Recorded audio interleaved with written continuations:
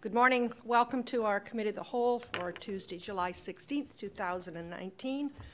Welcome everybody today, and I'd like to call this meeting to order at this time. I'd ask if there's any declarations of interest.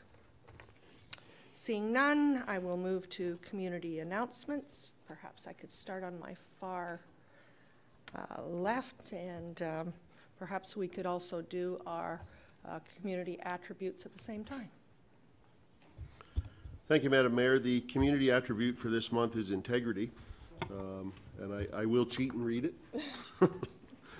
I will do what is right and ensure there is no difference between what I say and what I do. When I work with integrity, I will do what I say I will do the right thing even if it is not going to be easy for me or for others, never engage in questionable or illegal activities, be consistent and trustworthy, treat myself and others with respect, take pride in my work and strive for excellence. And some practical suggestions is to say what I mean and mean what I say, comply with rules and guidelines outlined by my employer, demonstrate strong personal ethics throughout my behavior, not be influenced by others to do something I do not want to do or that I know would be wrong, act with integrity and make the right decisions even in tough circumstances. Integrity is doing the right thing even when no one else is watching. And for the community announcements, I'm probably going to speak about some things that everyone else will too, Madam Mayor. On June the 22nd, I attended the York Region Amateur Radio Club. I think I may have been the only one that attended their field day for the summer session. It was in Whitchurch, Stouffville. A lot of interesting information they had there. I spent a lot of time with the guy tracking satellites. I thought that was amazing what they did. They did speak to me about would we be interested in hosting a field day in East Gwillimbury, and I told them certainly. I thought that we could come up with a piece of land somewhere that we could make work for them. Along with that, June the 25th, the Holland Landing Skate and Scooter Park opening was well attended. That was a really good event. And I'd like to speak briefly on July 1st events for Canada's birthday. I attended all three events that day, and they were very, very well attended, all three of them. And the music at the Civic Square kickoff was July the 9th. The crowd could have been better, but it was a good night. And I think tonight is Music on the Move at Harvest Hills, behind Costco. That's it. Thank you, Madam Mayor. Councillor Morton. Thank you, Madam Mayor. I'm going to be, I guess, reiterating some of the ones that Terry had. I did attend a meeting for the community members with regards to the concepts with the zoning application bylaw, and Terry and I were both there actually. It was an interesting evening along with staff, and there were some things I think that were cleared up, but there are some things that were not. So I also attended the Pigs and Pints event at the Sharon Temple, and a lot of the special events on July the 1st, Canada Day. I attended the pancake breakfast. Terry was there as well, and we sort of got roped into doing some flipping of pancakes, and that was, but it was still a lot of fun. And I also attended, along with Joe and Lorelei, the opening of the little education center over on Yonge Street. And what an amazing place that they have got in there. A lot of money has been put into it, and it's wonderful for everybody just to go and walk through it, because I've never seen anything like it before, and it was phenomenal. And coming tonight, there's the after hours event at the Franklin Club for the Chamber of Commerce. So that's it for me, Madam Mayor. Councillor Persechini. Good morning, Madam Mayor. Busy time of the year. I attended a North Union Strawberry dinner. I'm just going to list them all instead of just going in big details. Visitation, Gloria's she passed away from North Union. Nice lady. I worked with them and was sad to see her go. The official opening of the two parks, I'm not going to mention, keep going and keep going. And Canada Day was a great day too.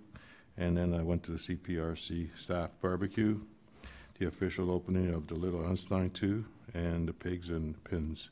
So it's been a busy time, and I'm surprised. I thought it would slow down in the summertime, but it seems to get busier and busy. I guess that we're growing, and there's a lot of things to attend, and it's always my pleasure. Anyway, thank you. Thank you. Councillor Roy-DiClemente. Thank you, Madam Mayor. The committees that I'm working on have a few things on the go, obviously, all of the things that have happened in the past, but looking forward, the Sharon Temple is obviously hosting the Tapestry of Taste on August 9th to the 11th in conjunction with our own projects here.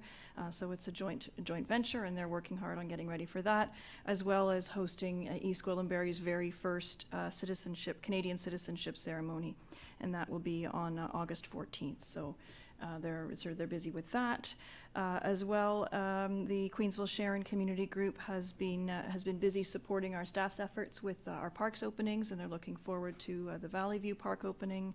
I believe that's tomorrow, as well as Walter Tunney later on this month. I believe they are also possibly going to be conducting a potluck lunch for the Sharon Temple following the citizenship ceremony. So they're hard at work there. And our library board is undertaking, even though they don't have official board meetings during the summer, they've decided that they're going to take on some strategic planning initiatives over the summer. So there's some meetings scheduled for that as well. So again, a busy time, as everyone has said. Thank you. Councillor Crone. Thank you, Madam Mayor. I won't repeat all the events that everyone else was saying, although they were all very good and well organized, so thank you very much, especially Canada Day. The one thing that I will add that's different is that we did say goodbye to Christine Dawson, who was our manager at the East Gwillimbury Chamber of Commerce, so we had a little going away for her last Friday. So we'll miss her. She was a great member of the committee. That's it for me. Thank you. Councillor Carruthers. Thank you. I think everything's already been said. I just want to reiterate what Councillor Morton said about Little Einsteins. It's an amazing facility to have here in East Gwillimbury, daycare that I've never seen before. So I reiterate, if you haven't seen it already, drop in and take a look. It's really next level. Thank you. I just have a couple that have not been mentioned. I attended a grade 8 graduation from Our Lady of Good Counsel. All of our grade 8s from that school are heading off to high school, as well as both Huron Heights and Dr. Denison. And the municipality provides a bursary for the highest academics student in the graduating class from East Gwillimbury. So it's kind of nice to see some of our people up on the stage getting an envelope as well. I also wanted to mention about the Canada Day, and particularly the fireworks, etc., at Lions Park. A special thanks to our town staff, and we had a lot of volunteers there as well. So senior staff, if you could please pass that along to those that were there that day and evening. It was a long day for them, and they did a tremendous job. And one last item, we do have Music on the Move tonight at Harvest Hills. I think we did say that. And the official opening of a new park, Valley View Park in Queensville as well. So with that, it's been a very busy time. You think people are away and they're having holidays, and it's probably busier now for those kinds of events for all of us than even throughout the year. With that, I will move down our agenda to presentations, and I have none at this time. Is that correct, Mr. Clerk? Correct, Madam Mayor. Thank you. And I have item E, and that's deputations. And I did see Mr. Gamble in the audience. Will you introduce our first deputant, please? Thank you, Madam Mayor. Prior to the first deputant, just advise council that late last night we received another deputation request from R. Robson. Again, with respect to item I-1, Administration Memo Zoning Bylaw Appeal Update. I believe the two listed deputants, Mr. Gamble, Ms. Varvaro, and Mr. Robson, are all dealing with the same items.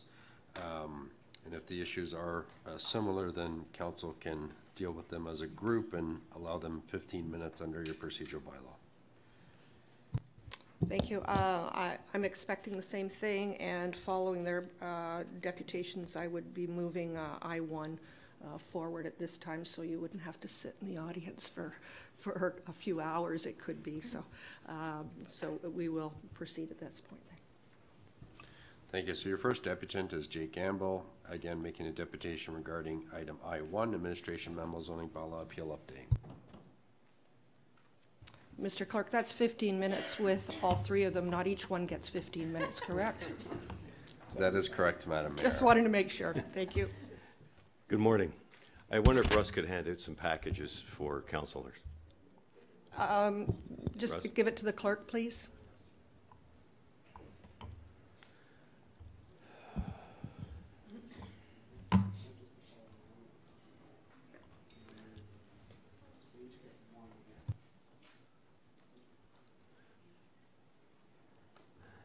Good morning. We've only got 5 minutes, and we're here to discuss a subject that's been going on for years, rather intensely for the last 6 months, 9 months. So I can't possibly give you a complete overview, but I would like to touch on a few, I think, very major points that we've undergone lately. I'd like to start off by saying my understanding of the mandate of the Conservation Authority in very broad terms is to ensure the unimpeded flow of runoff water, catch basins, beaver dams. That's their responsibility. Ensure that pollutants and contaminants are prevented from entering the waterways. And we must grant kudos to them. They've cleaned up Lake Simcoe. They've done a wonderful job, and they're to be congratulated. Unfortunately, they've broadened their mandate. Legally or illegally, I don't know, but to arbitrarily include private property as being environmentally protected. This is easily evidenced by the fact that the maps constantly shift as to where the boundaries are, and there seems to be no rhyme or reason why they have drawn a line that says this particular area is environmentally protected, when you can look at the piece of property next to them and say, why isn't that environmentally protected? You're on the same plane. Have you done any studies as to earth and water? No, absolutely none. And, okay, anyway.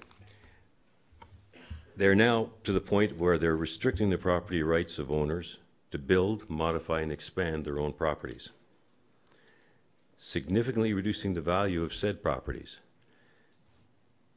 When we've had meetings, we've had many people come up and say, yeah, I had a real estate deal all set. But as soon as the applicant realized, or the purchaser realized that my lands were EP, he either withdrew his offer to purchase or he reduced it significantly. We're talking hundreds of thousands of dollars. That was never what our Conservation Authority was designed to do. They're also proposing, which I think will be presented later in your agenda, to impose draconian penalties on alleged offenses. We're talking big dollars. And I guess the question is, why are they on private property at all? The town has offered them another 1,000 acres to environmentally protect. What is the purpose of choosing a piece of property that is privately owned and deciding, oh, this needs environmental protection?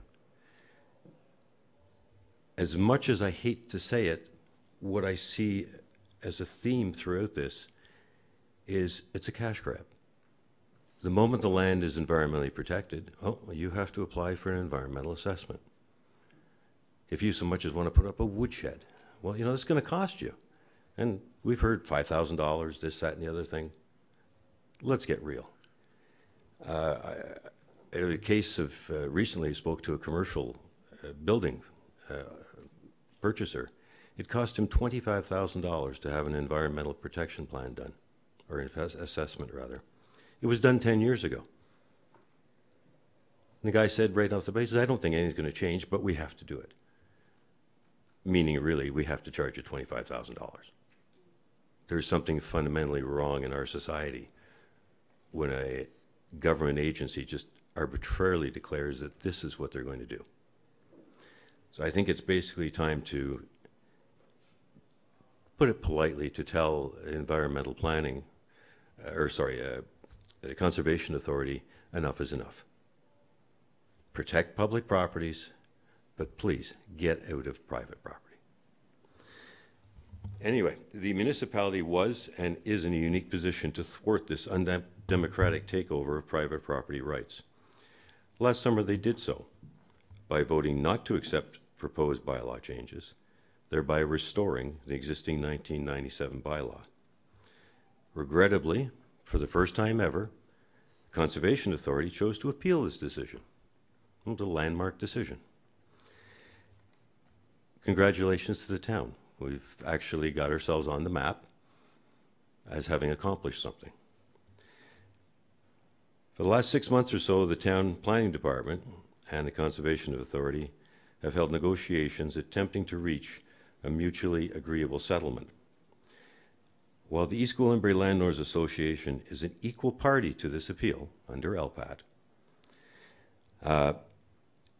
we were excluded from any of the meetings on the basis of, well, the town would represent us and get back to us. On June 10th, 2019, in a phone conversation with the Planning Department, Marco Romano. Are you going to start to wrap up? I'm sorry. I'll give you a little latitude. I'd appreciate it. Okay.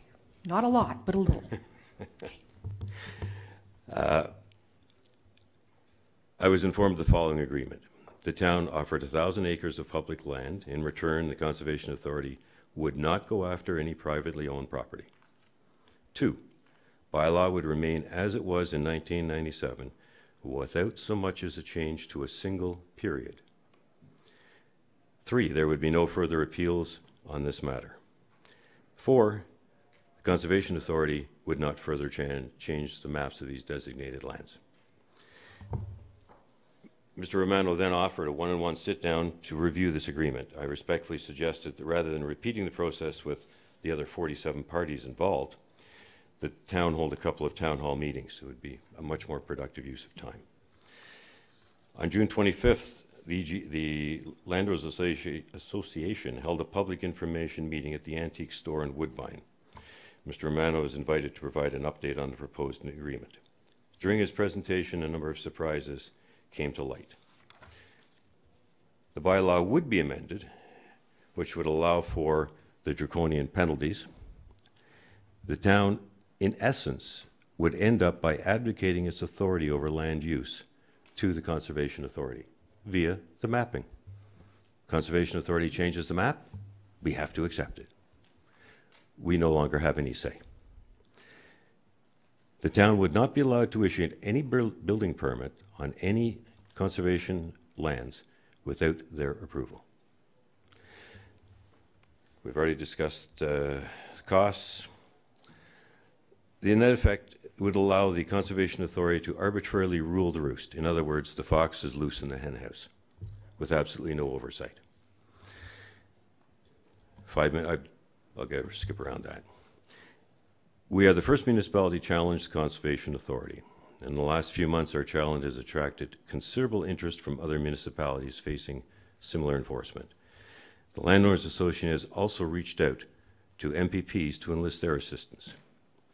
In summary, may I quote a famous Irish statesman, Edmund Burke, who in the 1700s said, "All tyranny needs to gain a foothold is for people of good conscience to remain silent." I would also add, conformity maintains the status quo. Nonconformity gets full, meaningful changes. Where would we be today without such of people as Alexander Graham Bell, Edison, Nikola Tesla? Did anyone ever call them conforming?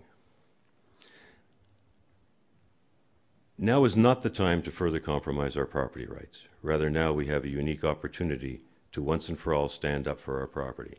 Think David and Goliath.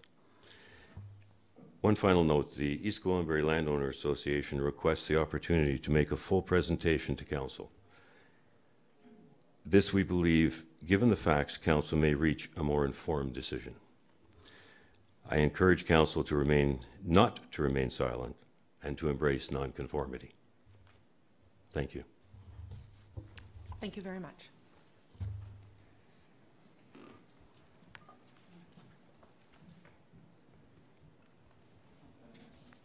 Yes, Mr. Webster.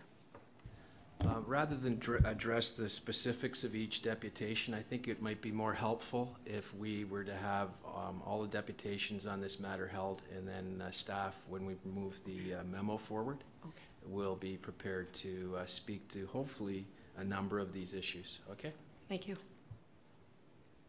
Through you, Madam Mayor, your next deputant is P. Varvaro, making a deputation regarding item I-1, Administration Memo Zoning Bylaw Appeal. Good morning. Good to have you with us. Thank you. As with our last deputant, it is 5 minutes. He had 9. I will be succinct. So I will give you 9 if you need some. Well, that's very graceful. I think I will be fairly succinct with you. I hope so. Thank but you. I would like to take a quick moment, because this is my first time addressing this new council, to welcome everybody, congratulate the newly elected members, and to welcome back warmly all the returning members of the party. My thanks first would like to go out to the former council for their sound judgment that they showed in May of last year, in listening to the voices of their constituents and in voting that RU properties would remain with that designation, and EP zones would remain as such, as per the 1997 zoning bylaw.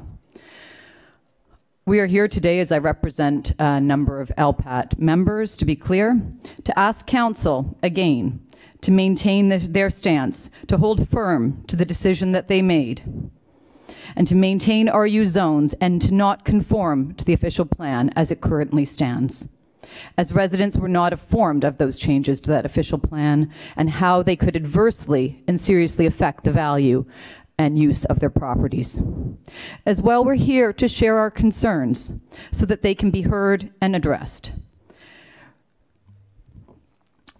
The town solicitor had requested at the LPAT case conference, management conference, that the appeal not be granted to the LSRCA, as they do not, under the Conservation Authorities Act, have authority to appeal a town at that case management conference. Why then has Mr. Marco Romano been vague on this? At a recent OLA meeting, I was shocked that they stated they had not filed. Why? A conservation authority, as I said, has no right to be appealing town bylaws. This should have been easily upheld, as the town has paid legal counsel on staff, not to mention relieving residents of unnecessary aggravation.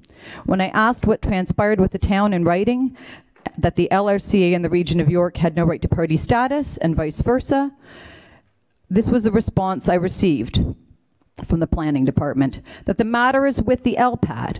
At the December 11th, 2018 case management conference, the tribunal acknowledged the town, region, LSRCA, and a number of property owners as having party status. The final disposition of the appeal rests with them. This is vague and averting and avoiding the point. This in no way answered my question. Even more concerning is that we were called April 4th from the town that a resolution had been made. They wanted everyone to meet to share what decision they had come to. This was mysteriously canceled for 2 months when I received a surprise phone call letting me know that nothing is changing, the EP is being dropped, and all will remain RU and nothing else. All is good. I was very shocked, because I found it stunning that a conservation authority that wanted such anemic and far-reaching limitations on properties would suddenly give up the ghost. The town staff couldn't answer me if they dropped their appeal. Upon emailing questions, I eventually learned it was not dropped, and that there was a donation of land to satisfy the LSRCA. And then with further questioning, that maps were being added. No mention of any other changes. Why then did the OLA receive wording changes to the bylaw that they recently presented at a public meeting that was not provided to another LPAT party member? What else should we know that has not yet been told? I like that today integrity was brought up. I ask and beg this council to ensure that they and the staff of this town are behaving in this matter with integrity. This is literally the wording that I received, that the town believes we've arrived at a solution with regards to the Conservation Authority appeal. That is that we will no longer have EP zones and we're going back to the original zoning. That is a completely insufficient response, particularly when you're talking about huge numbers of dollars, particularly tax dollars to this town. If these properties are adversely affected, you are talking about millions in property taxes that these people pay that can be affected if their properties are downgraded. We kindly ask that this council ensure that the staff be open, honest, and direct with their residents, that they be clear with information regarding this proposed mediation settlement, that all pertinent information be provided to the public for open and fair deliberation. We have stated that the addition of maps is not acceptable to us, as stated in our request for party status, that the LSRCA mapping does not appear to be based on ground truth nor scientific evidence. Changes they requested to our bylaw previously were far-reaching without substantiative merit. I would go so far as to say, and my father came from a communist country called Albania, where properties were taken from you in the north of Greece. My grandfather owned 10 properties. He left, and my father spent 4 months going through mountains to leave so that we could have a better life here in Canada. I am several generations Canadian on my mother's side, going back more than 100 years with documents. I found it outrageous that in a country for which I pay for property, I am doing nothing more than it would appear renting it at a very high price. Wild changes to these maps have been noted, as previously presented. How could a map be so incorrect? To have accidentally added an entire subdivision and then overturned it. What else, I ask, is not accurate? The town will need to review particularly this floodplain, as it does affect numerous subdivision properties, some of which were newly built, some of it includes a daycare, some of it includes a subdivision that is yet to be built, that you have sold, well, the town has allowed to be sold to prospective buyers. These are legal liabilities for a town, and as a taxpayer, I am concerned. As per our party status, I will reiterate for the new members that we hope in this process to see a focus on determining clearly defined and appropriate boundaries, lying based on ground truth with adequate justification. We wish to see upheld allowances for property use in line with the RU designation, that changes be in line with the goal of true betterment for the protection of the environment while respecting our rights. We do not believe the town should have to give anything to the conservation. In fact, it was submitted that our primary position is that there is in fact no merit to their appeal, and it should be dismissed on the grounds that it is not in good faith, it is frivolous and vexatious. They have provided no detail in section 1 of their letter of the appeal of the proposed rural zoning to show how such uses are incompatible uses in provincially significant wetlands. The LSRCA has no right to appeal or demand the restriction, for example, on group homes. The Ontario Planning Act, section 36.12, indicates that no appeal is permitted regarding inclusionary zoning policies. Section 4.6 of the PPS indicates that it shall be implemented in a manner that is both consistent with the Ontario Human Rights Code and the Canadian Charter of Freedoms. The LSRCA has not outlined or demonstrated in any way, shape, or form how these restrictions are necessary and nor in line with provincial, regional, and local legislation. Democracy is about the voice of the people. We again hope that you will hear us and stay your ground. We believe that the town exercised sound judgment in the approval and final draft by lifting restrictions on lands designated in the April 2018 draft, that the town staff have it remain intact. I would like to sincerely thank all of you for listening to me on behalf of all of our members. Thank you. You're welcome.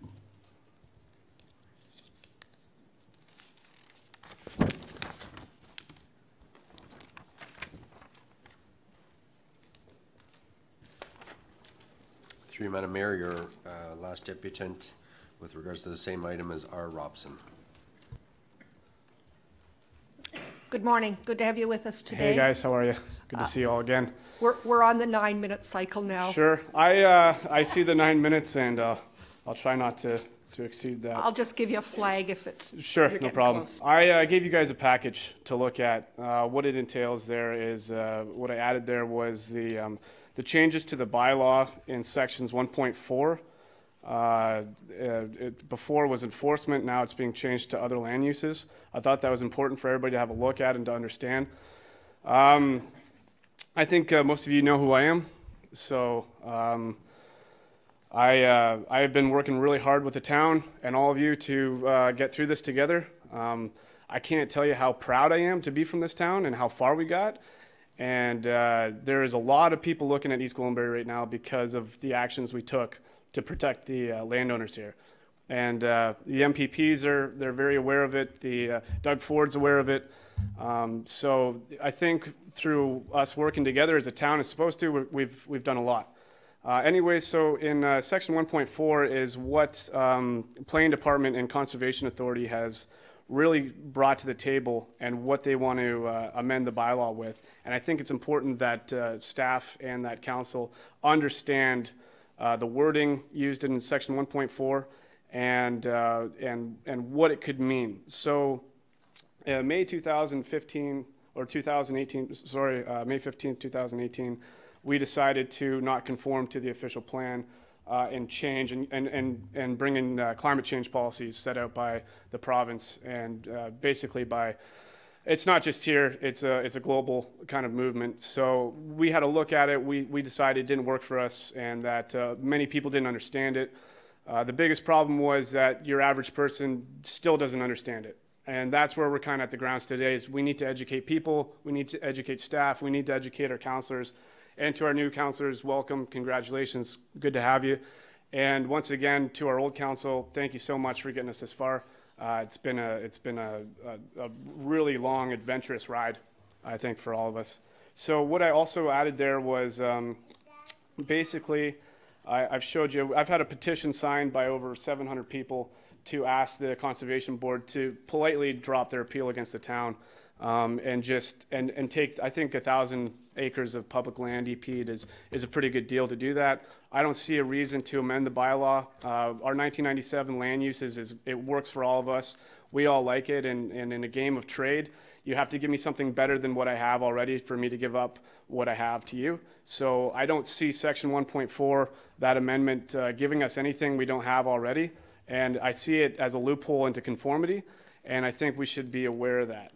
So I can just kind of read you a little bit there with my concerns is basically it just points out, you know, it really points back to the town's official plans and lands brought in and regulated by the LSRCA. Another thing I showed you there is the maps. If you look at the maps, those maps are floodplain zones, sorry, from the LSRCA.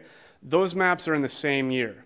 And if you look at them, you can see how differently they've changed overnight. I've had meetings with the Lake Simcoe Conservation Authority, and I asked them how they came up with that because to me that was shocking. I want to see, if you're going to regulate my property, I want to know why, and I want to see your evidence, I want to see your elevation points, I want to see a lot because it really strips land uses away.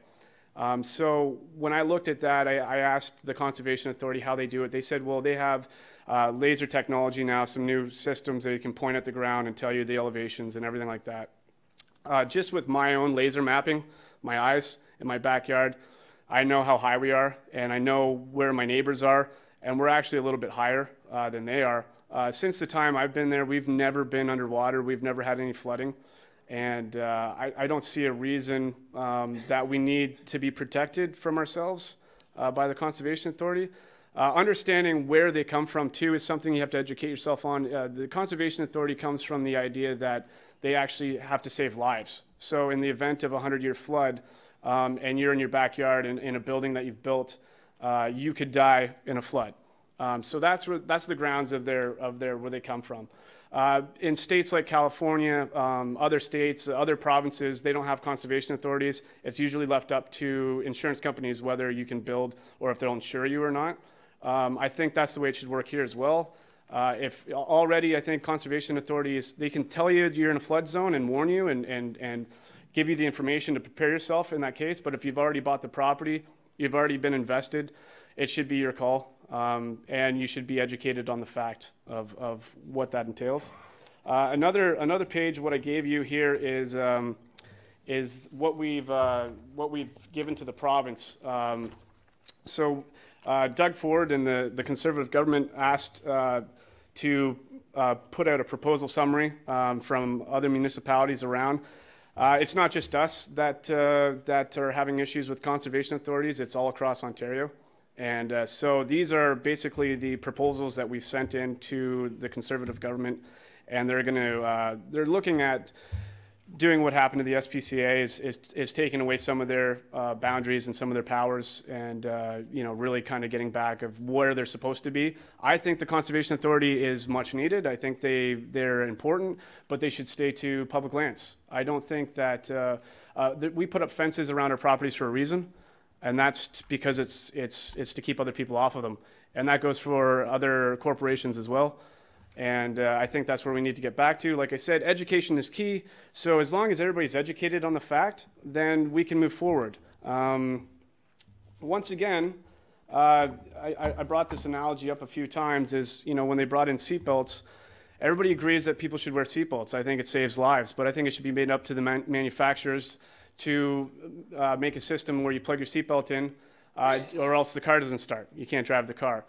Ever since seatbelts came in, now we're in a case now where it's almost illegal to eat a sandwich and drive at the same time. And the way that's going in our society isn't good. I find that it's an attack on liberties, and I find that allowing government bodies onto privately owned land is kind of the same manner. Yeah, today it's just this and that, but once you open the door, in 30 years, what are you going to have left? So I think it's important that we stand up, and I want you to know that we're not alone in this fight.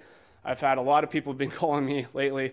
I didn't really mean to become a star in this case, but there's a lot of people looking at how our town acted on this, and they're very proud of us, and they want to know, if we're going to keep going and standing on our hind legs and saying no, we don't want to conform to these regulations.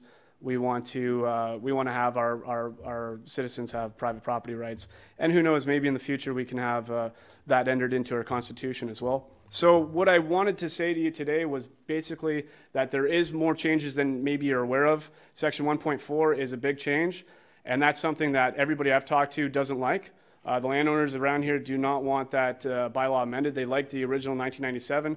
I think everybody here in this town thinks the EP zoning on 1,000 acres of public land is generous. I think it's great. I think it's good for the environment. I've also had some petitions handed out, to around the community. They're being signed right now, and it's just basically to ask council to stand their ground, and hopefully we can come to agreement with the Conservation Authority, just letting us go, because I think we've all had enough of this already, and I think our voices have been heard. But once again, I'd like to thank all of you, and yeah, hopefully we can get by this. And by the way, it's good to see all you guys again. I talk to you more than my own friends these days, so. Thank you very much. I would like a mover and a seconder for the first deputation. Sorry, I just need a mover. Councillor Persechini, be it resolved that the deputation made to committee regarding item I-1, administration memo zoning bylaw appeal update be received. All those in favor? And that's carried. Number 2, could I have a mover, please? Councillor Roy-DiClemente.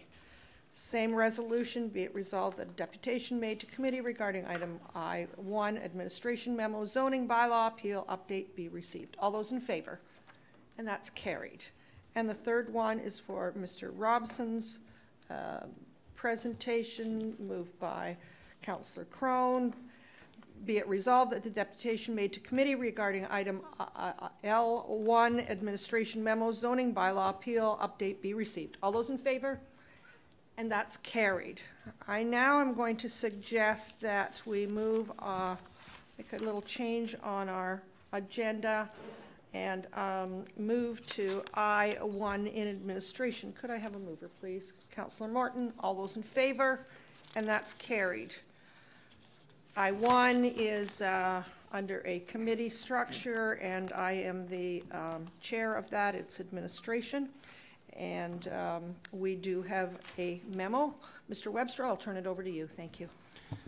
Thanks, Madam Mayor. I don't have a written response, as we weren't aware of the depth of some of these issues, but I'll do my best in 5 minutes to provide a little overview of our first steps that we can take, and then I'll ask, we've had a team of folks here, Marco Ramuno, our Planning and Development Services General Manager, Dean Horner, our solicitor, and Mark Valchich has been really a big part of the consultation that's got us where we are. I'm going to start first from a real high level, and it's called our Town Official Plan, and it was approved by our Town Council in 2010. And it put environmental protection and stewardship at the forefront of decisions. And I think what that requires is working with other jurisdictions and private landowners. And I think we're more than well aware as residents of York Region ourselves and landowners of the importance of property rights. And so I'll give that as an opening context. I can see some things here. We certainly don't think consultation with the private landowners is over. I think it's just starting. We're well aware that some of these resolutions that we have going forward are were required to be initially dealt with the Lake Simcoe Conservation Authority and with the region. But we certainly have a commitment to more consultation with the private landowners. I think we were proposing our September evening council meeting. We have an open house planned for a community open house in the fall, and maybe even additional times as well. One of the things I would like to state to landowners is we think we have, and it's imperative on us to provide proper information to folks. Accurate facts, okay? And when you come in, you want to know what your property's zoned, you want to know what uses you have, you want to know what controls and other jurisdictions have in place there as well. And what we feel we've been able to do is we reverted and we started with a very outdated zoning bylaw, 1997. I think most folks would agree that that's fairly old. And a lot of things happened between 1997 and 2018. And I don't think people had an ability to voice their concerns. The map we have up on the screen there shows the extent of the green belt in our town. So 75% of our town has green belt controls put on it by the province of Ontario. These were put in place in 2005, and I don't think folks had the ability to go to Queen's Park and make a deputation. And a lot of property rights at that time were taken away from a lot of people. And I think folks are here today because they have an ability to talk to the local council. And I think that's one of our roles, is that we can listen and try to work with them as well. So you can see the restrictions there. And we have this mapping now, and we think it's important, to the lot fabric. So if you own a lot in East Gwillimbury, you will be able to come in and you will be able to see if you have Greenbelt or Oak Ridges Moraine. The Oak Ridges Moraine is the brown. These are very restricted lands. And they were put in place by a Liberal government at the time. And those Greenbelt legislations, we've tried to, over the time, this council has dealt with them. We've tried to have lands taken out, added to employment area. But there's been no change to the Greenbelt. As a matter of fact, there's been notion that it should be increased. The second layer of mapping that's really critical is the Lake Simcoe Conservation Authority. The Lake Simcoe Conservation Authority, after Hurricane Hazel in 1954, thought it was time to do something to save lives, and they came up with their initial set of mapping, and it is very extensive. It has a floodplain, and then it has 4 other layers, but the floodplain and then what is called the regulated area is much more significant. I think the frustration we have is that map, it hasn't been static, it continues to evolve. I will offer to residents, there is an ability. The Conservation Authority will listen to individuals. I think some of their mapping changes are seen as arbitrary. And possibly for our council here, we could invite the authority to make a deputation here on how their mapping is designed, why it changes. It's very difficult for us to have control over another authority, but there is a board there. We have representation on that board. We have one vote of the many members on that board that will make decisions from their staff. But that is another layer of protection. Our memo also cites the other partners that are involved are York Region. So you have Greenbelt restrictions and schedules. You have Oak Ridge's marine schedules. You have regional woodland schedules. You have provincially significant wetland schedules. And you have the Lake Simcoe Conservation Authority schedules. Where we were with our zoning bylaw, frankly, was we were going to introduce another schedule that put an EP zone on top of all of these. And I think, frankly, if I can state for the public record, that was the advice given by our senior planning staff at the time. That was the only way we could achieve conformity with our official plan. And I think what has happened is we've been able to work at the mapping and work with our partners. We've been able to take our environmental zoning off of all private lands. We didn't give the authority 1,000 lands. I don't want to make it seem like we were at a table bargaining and these were bargaining chips. What we tactically decided was that adding 1,000 public acres to the environmental area that we had control over made tactical sense for private property owners. We think what we've done for private property owners is, in fact, it's provided a lot of clarity. We've moved our system back to where it was. Mr. Robson does make a good point about the 1.4. It does talk about the need for potentially site plan control being required.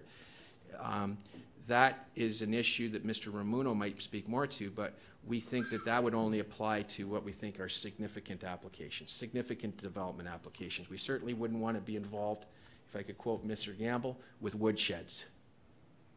You know, we would like to be able to have folks, if they are in a zone that's a Lake Simcoe zone, they could go to the Lake Simcoe offices, they can deal with Lake Simcoe on what Lake Simcoe requires, and then the town would take relevant action on taking building permits or other approvals that are required. So where we are right now, there was one other question about party status, and I'll get to that. That was something our lawyer initially tabled at the original LPAT hearing. It was decided in consultation that we have to look after taxpayers' money. We thought it was a gray argument, frankly, and if we were going to go and a partner like Lake Simcoe, if we want to work with them and the region, we tactically made a decision that it was better to work with them rather than go to the LPAT and get into a gray argument over whether or not the Lake Simcoe Conservation Authority has rights over the environment. Would find that hard to talk to their CAO, Michael Walters, and suggest that they don't have the ability to have a role in environmental protection here. So that was the decision made. As far as other things, I think it's going to require, we talk about 60 local residents in attendance. I think this is more far-reaching than that. What I can tell you is from a staff perspective, we delivered on what Council directed. Council directed us to go work with our partners and get us back to where we were in 1997 for private property zoning, and we think we're largely there. We'd like to talk to the residents. If there's a role we can play in helping mitigate these schedules or modify some of these schedules, I guess that's something that we could always seek council direction and work on in the future. But I guess that, from my perspective, would be a quick response from a high level to it. It certainly isn't meant to be a complete response. I think it's the start of a conversation. We have our staff here, and I might ask the folks that were directly dealing with the authority in these discussions if they had anything to add as well. Mr. Horner, please. I just wanted to speak briefly on I guess there were a couple of points that were raised, and I think we need to be clear. I mean, there was a suggestion that you know, part of this proposal meant to introduce penalties. I mean, there are no penalties proposed to be introduced as part of the proposed solution. There was a suggestion that we were proposing to add an additional layer of regulation. That's not true. Basically, as the CAO has stated, the instructions, the walking orders from day one were to preserve the uses set out in the 97 bylaw. And again, that's been achieved, that's maintained. The one thing which is a little confusing and I think we should talk about is the addition of 1.4. And in my view, 1.4 really adds no additional layer of regulation. Really what it is, it's almost like it's a public service announcement.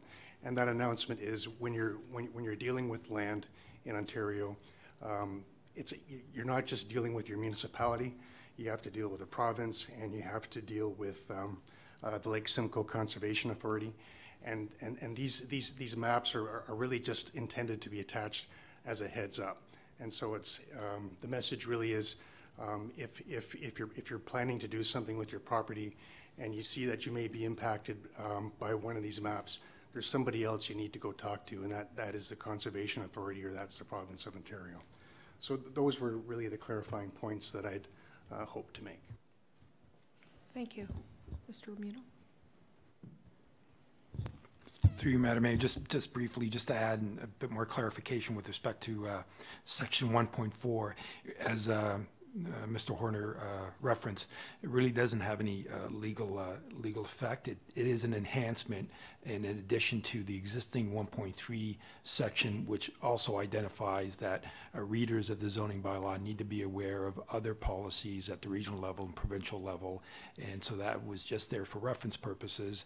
And the addition of those schedules that we list on the Schedule A through to H, most of those schedules were already in the in their previous zoning bylaw. The additional schedules are the Oak Ridges Moraine and Greenbelt schedule, the wetland and the woodland schedule. Thank you. Are there questions from members of committee? Councillor Morton. Thank you, Madam Mayor.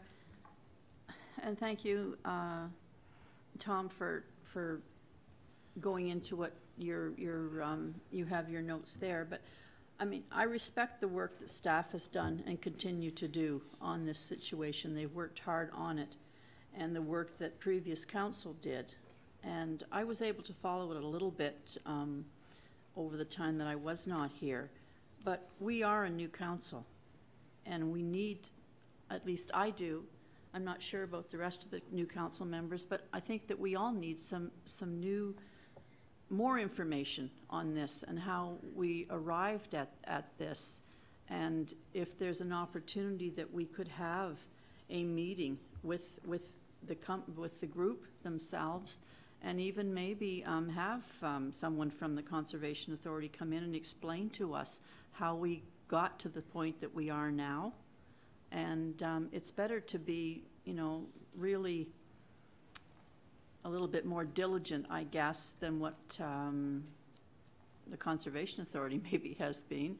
But I'm prepared to sit down and go through more information. I'd like more information on it. It's hard to sit here and make logical decisions if we really don't know what's behind where we're going. So I would like to suggest that we do have a meeting with others, and I'm prepared to make a motion on that if we need one. Thank you. Mr. Webster, because this is tied to the ALPAT appeal, where do we stand with that as far as holding public meetings and being able to give further information? Ever cautious. Perhaps it's Mr. Horner. I don't think there's any concern with a meeting. It almost sounds like an education session of council to me. Which we certainly can do. We do on a regular basis. It's called an education session that we have here. It's in our council chambers. It's run the same way as a committee of the whole. And excuse me, we bring in people to assist us in understanding the topic. So I thank you for that suggestion, and at the appropriate time I will ask for that motion. Are there any other questions? Councillor Foster. Thank you, Madam Mayor. Again, I have to agree with Councillor Morton. I believe that more information is required on this. To Mr. Ramuno, Mr. Webster, Mr. Horner, what you've said today provides some clarity. Although I find it interesting that Mr. Horner and I have spoken at great length about this. I spoke to Mr. Ramuno and Mr. Webster also. Every time I walk away from those conversations, I feel that I'm educated and I know more. However, I've also spoken at great length many, many times with Russ Robson. And every time after those conversations, I feel he's got a point. There's more stuff there that we need to figure out. So, you know, a workshop, education session, if you will certainly work. I applaud staff for the work they've done so far. Again, like Mr. Horner said, the reason for this was to keep the private landowners the way they were in '97, and we've achieved that. Although there are some questions about mapping and all that stuff. So definitely an education session, I believe, is required. So when we come to that motion, I'd be glad to support it. Thank you. Councillor Crone. Thank you, Madam Mayor. I want to thank staff for their very hard work on this. I know this wasn't an easy task. You know, this started almost a year ago, didn't it? I remember sitting out in that audience last May when we were discussing this. I too was very concerned. It was I campaigned on this issue. I was very concerned about it, being a landowner myself, and I have fundamental issues with governments that impact landowners' rights. I am profoundly disappointed with the approach the Lake Simcoe Conservation Authority took. I didn't think it was the actions of a good partner. We've had a very good working relationship with them for many, many years. I thought there could have been different ways that they went about it. They obviously had their reasons. But I want to thank you for working with them in a respectful manner. And in many respects, we've ended up where we began. And so to me, that's a victory. I know there was lots of confusion around this issue. We had some folks saying, on one side of it, saying that it didn't go far enough. They were concerned about environmental protection and that more should be done. And of course, we have on the other side where folks felt it went so far. So I do support the notion that we need some more public education on this. You know, obviously, there's still confusion about this. You know, I don't think it hurts to over-communicate anything, and so we can learn from that. So I would encourage some public meetings, some education on this. I think that's a good place to start. But if I could give, you know, if I could say one word to some of the folks that are upset about this. I know there's frustration. I feel it, and there's anger. If you have anger, frustration, please direct that to us, the folks up here. Staff is working hard on our behalf. We signed up for the public abuse. Let's be respectful of our staff here. But I appreciate the anger and the frustration. And I guess my last point that I'd make to staff is I think we really do need to encourage the Lake Simcoe Conservation Authority to just withdraw their offer. I think that would be the best. Withdraw their objection, their offer. Withdraw their objection to this. I think that is probably the best outcome we could hope for to make this go away. Anyway, thank you, Madam Mayor. Councillor Roy-DiClemente. Thank you, Madam Mayor. Before I make a few statements, I did want to clarify through you to staff if the schedules that are noted on this list in the memo and that are referenced in the proposed amended section 1.4, are they subject to provincial pieces of legislation? These are that are that take precedence over our zoning bylaw. Can someone clarify that for me? Through you, Madam Mayor, yes, that's correct. With respect to the Oak Ridges Moraine and Greenbelt schedule that we're including, proposing to include, that's obviously in accordance with the provincially approved Greenbelt Act and the Oak Ridges Moraine Plan and Act. The other two schedules, the regional woodland schedule is included in the regional official plan, and the region does have a tree bylaw that needs to be adhered to with respect to a size of certain properties, with respect to the amount of trees. And the third proposed schedule is the provincially significant wetland schedule, and that pieces of policies or legislation. Thank you, Madam Mayor. I think that kind of information is also helpful, and it's not 100% clear in the proposed, in the draft that I've seen that Mr. Robson has provided to us. It seems to me that, as my colleagues have said, that there's a great deal of misunderstanding and misinformation and clarification required. And I think certainly that a one-page memo to us at this point in the game is certainly not enough for me to make a decision or to move forward on resolving the matter. And I think it would be really helpful, as has been suggested, that we engage with the LSRCA to ask them to provide information on their mapping processes, and that we help facilitate some further meetings to allow for residents to ask their question, and those sorts of questions about site plan and those requirements, and you know, what would constitute a major application, what would be a minor application, those sorts of things I think would be helpful for people to understand. Certainly we've moved the yardstick a great distance, and we're very close, I think, but it's really just a question of making sure that everybody understands where we're headed, and that it's not that we've come out ahead in that our private property owners' rights have been protected and retained.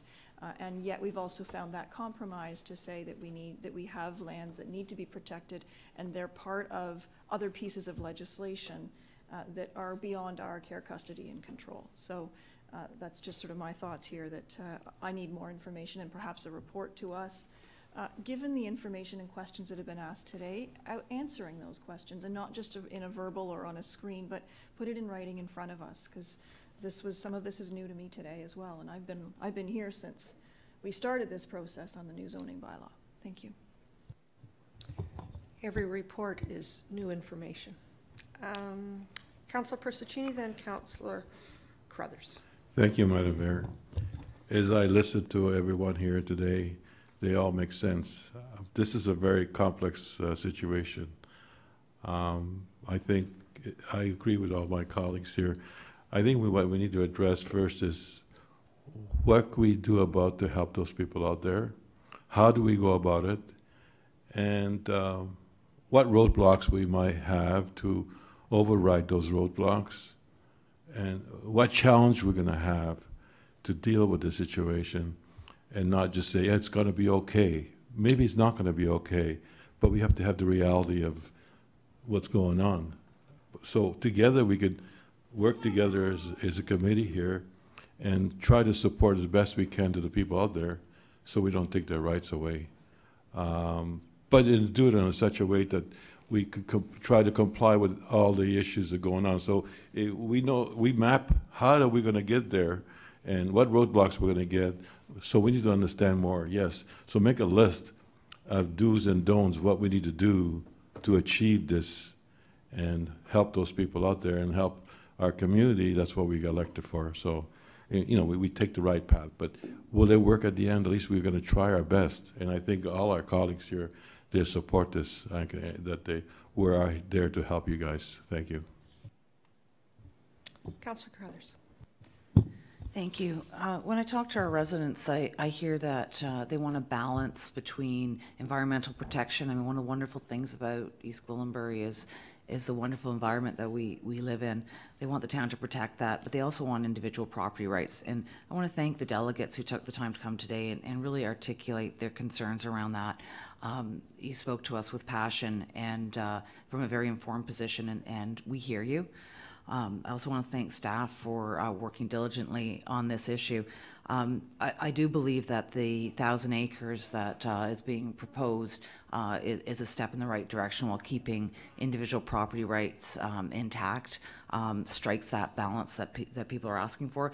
But I also want to reiterate my ward mate, Councillor Foster's comments that, you know, when you talk to staff, it seems very clear, and then when you talk to the residents, there's more issues. It goes a little bit deeper, and you go back to staff. So I think, to Councillor Morton's point, we do need more clarity on this issue. As far as the LSRCA goes, we do have a seat at the table, and I think it's we need to use our voice there to bring the issues that our residents have come to us and told us, make sure that they're hearing us and do everything in our power to act on their behalf. So I would support Councillor Morton's request to have a further information session on this. Thank you. Thank you. Any comments from staff before I wrap up what I think the direction is we're going? Go ahead. Madam Mayor, this was intended to be a brief update memo, and it's turned into a little more than that. But I would advise one thing for all in attendance, both council and the public. If we start trying to tie too many tasks together, it'll never get solved. And whatever we call the withdrawal or settlement of the LSRCA appeal is a priority, and how to better work with them and other authorities moving forward. If we try to tie that into this right now, I think it'll unravel where we're at. It'll overcomplicate it. My proposal from where I sit is, since we're one of the few councils that actually meet in the summer, is I would ask staff for August to put together a more fulsome report where we may ask for direction from council for the authority to withdraw their appeal based on where we're at with that settlement. Now, the notion that we talked about changing the Authorities Act and working better and the floodplain mapping is something moving forward I think we could deal with. I was proposing potentially a September 11th evening workshop, if that would work. I'm just going to put that up, but I'm thinking we don't have a workshop planned. I think we would need a dedicated night for this. So we could maybe try to get something, advertise it to all the residents, try to make it interactive. Maybe it would be one where we have a bit of an open house for discussion, and maybe there's a portion that would allow for an LSRCA presentation, a staff presentation, some folks that could speak that don't necessarily need deputant status to you know, kind of make their point or ask their questions. So maybe we could do something like that early in September. If that would, it might be easier to try to unravel the tasks than trying to bundle them up, and that would be my point right now. So I'll leave that for council's discussion at this point. That might add to the notion of just having a public consultation workshop, but maybe also a further report to seek withdrawal of the appeal. It certainly makes sense to me that's where we want to start. That's the ultimate of what we want. So perhaps we start there. I do like the idea of having some kind of a workshop here, but including our residents, of course, and also the Conservation Authority, and perhaps it's a couple of, maybe it starts at 5:30 or 6. The meeting starts at 7:30, gives an opportunity for the Conservation Authority to present maps, and our own planning staff to be able to talk one-on-one.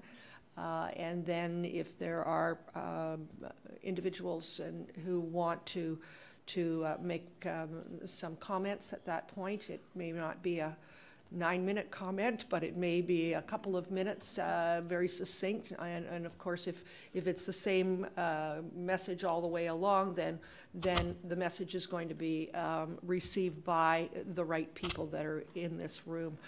It may not be the end of where we're at, but once again, it's very, very difficult to get the information out to everyone that's involved. And when you take a look at that map that we had up here with our entire municipality, there's not many people in East Gwillimbury that aren't touched in one way or another with those regulations. Every piece of property has something attached to it, one way or another. So it's going to be a big job to make sure that the message gets out there, but it's certainly not impossible, and we'll make it happen. Councillor Crone? Thank you, Madam Mayor. I just had one further comment. Councillor Roy-DiClemente just reminded me of it. To her point that many of the regulations that we deal with are not of our own, and they're provincial. But to that point, we have a very activist government in Queen's Park right now, and under Bill 108, they are proposing changes to the conservation authorities. If you feel strongly about it, as I suspect you do, I would encourage you. They're taking public comment. I would really encourage you to write to them, visit with your MPPs, and let your thoughts be known.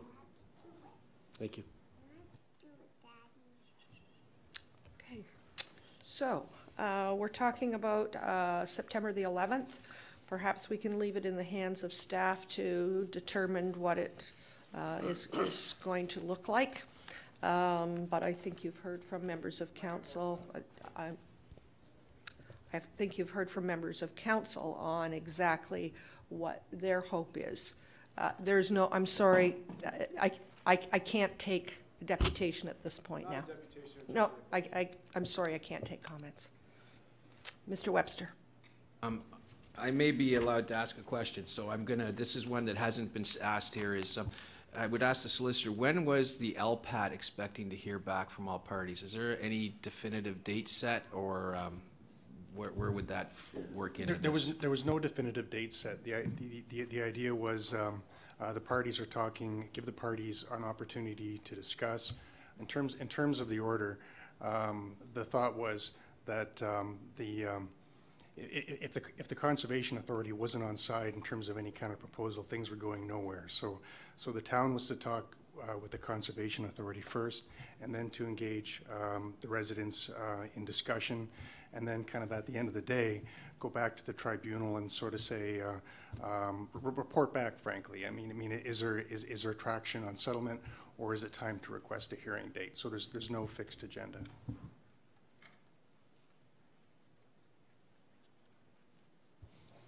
Okay, so I think we're still on the same path. I think Councillor Mr. Lamanna. Thank you, Madam Mayor. Perhaps if I may be of assistance hearing the comments from Council. We've drafted a proposed resolution that receives the memorandum that you're discussing, which was what its original intent was, and then adding an additional line. Council direct staff to invite representatives from Lake Simcoe Regional Conservation Authority and interested parties to the September 11, 2019 evening education workshop to provide additional information. And I believe Councillor Morton was initially making that motion. Thank you. Yes, Councillor Morton made that motion. Any questions on the motion? Go ahead. I think it may be helpful, if I may, that staff also prepare some kind of a report, hopefully for our August meeting, or at least for the council meeting the week before, to sort of set the stage for some of that material, so that we have a bit of information ahead of time, and that can kind of, rather than this one-page memo, which is where we're starting, but a more complete report to us that members of the public could also access, that would frame that discussion and help address some of that misinformation before we even get to that evening meeting. Please. Thank you, Councillor Roy-DiClemente. That also will give us an update. It's a month before we meet again, unlike the winter schedule where it's once in July and once in August. So perhaps there will be an update as well. So that will give us a complete understanding of where we are before we're going into this September 11th workshop. Good point. Okay. Any other questions, comments? All those in favor? That's carried. Thank you very much. Thank you for coming. We really appreciate you being here. We are partners with you in this, and I think everybody said that when they came to the mic. This is one that we certainly didn't plan on getting into the middle of, but we're here, and we're going to see it through. So thank you very much for coming. You're most welcome to stay. We have a full agenda today, but we won't be offended if you choose to leave at this point. I'll just take a 2-minute break here while people exit. Thank you.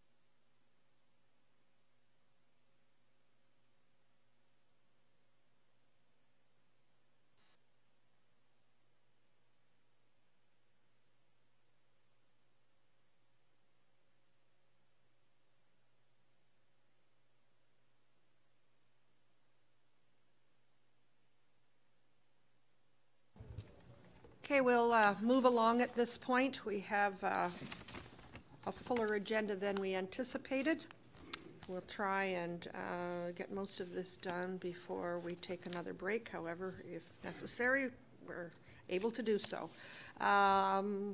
We are at item F, Community Parks, Recreation, Culture, with Councillor Persechini in the chair. Thank you, Madam. Thank you, Madam Mayor. We have a presentation that this morning. The Community Parks, Recreation, and Culture presents 2019 Parks Opening Events. And General Manager Carruthers, do you want to? Where is he? He disappeared. Oh my gosh, he disappeared. we just have to wait and see when he comes back. Maybe he went to pick up the presentation. There's a slideshow we can start if you want. Just all the 2019 park opening. No, we'll do, Madam Mayor, just to move this along for Mr. Carruthers, who's maybe had some other things going on right now. Is we just wanted to portray the couple of successful park openings we've had, and so I've worked through the first slide here, Mr. Carruthers, and so you're good to go. Go ahead, General Manager. Congressman. Through you, Mr. Chair, thank you. We have today two prepared updates and one verbal update to provide. The first is a parks opening event update. In 2018, CPRC opened 9 new parks and 2 new trail connections. That work continues into 2019 with 6 new parks and trail openings, 6 to 8 new parks and trail openings into 2019. The first took place end of June at our Holland Landing Skate Park. Was a very well attended event. Proud to say that a number of the children and youth in the community that helped design that skate feature attended the opening. Also in late June we didn't forget about our mountain bikers and our BMX bikers in the community. In the community of Sharon, we opened up a large park as well as a BMX park feature, which was also advocated by local area youth, and we did follow through upon that and constructed that park, that BMX park, and the opening was at the end of June in Sharon. Moving forward, in each of the communities, we have 4 separate large community park openings from Queensville through to Mount Albert. Our first is tomorrow at Valley View Park, followed up by Walter Tunney Park in Sharon, and then Kerbal and Holland Landing, and then at the end of the season, Couples Park out in Mount Albert. I will note that this presentation does have a minor clerical error. The park opening in Queensville Valley View Park is actually Wednesday, July 17th, not Friday, July 17th. So we will correct that online to ensure that the public has all the correct information. The second prepared update I have today is with regards to our Operations Center project.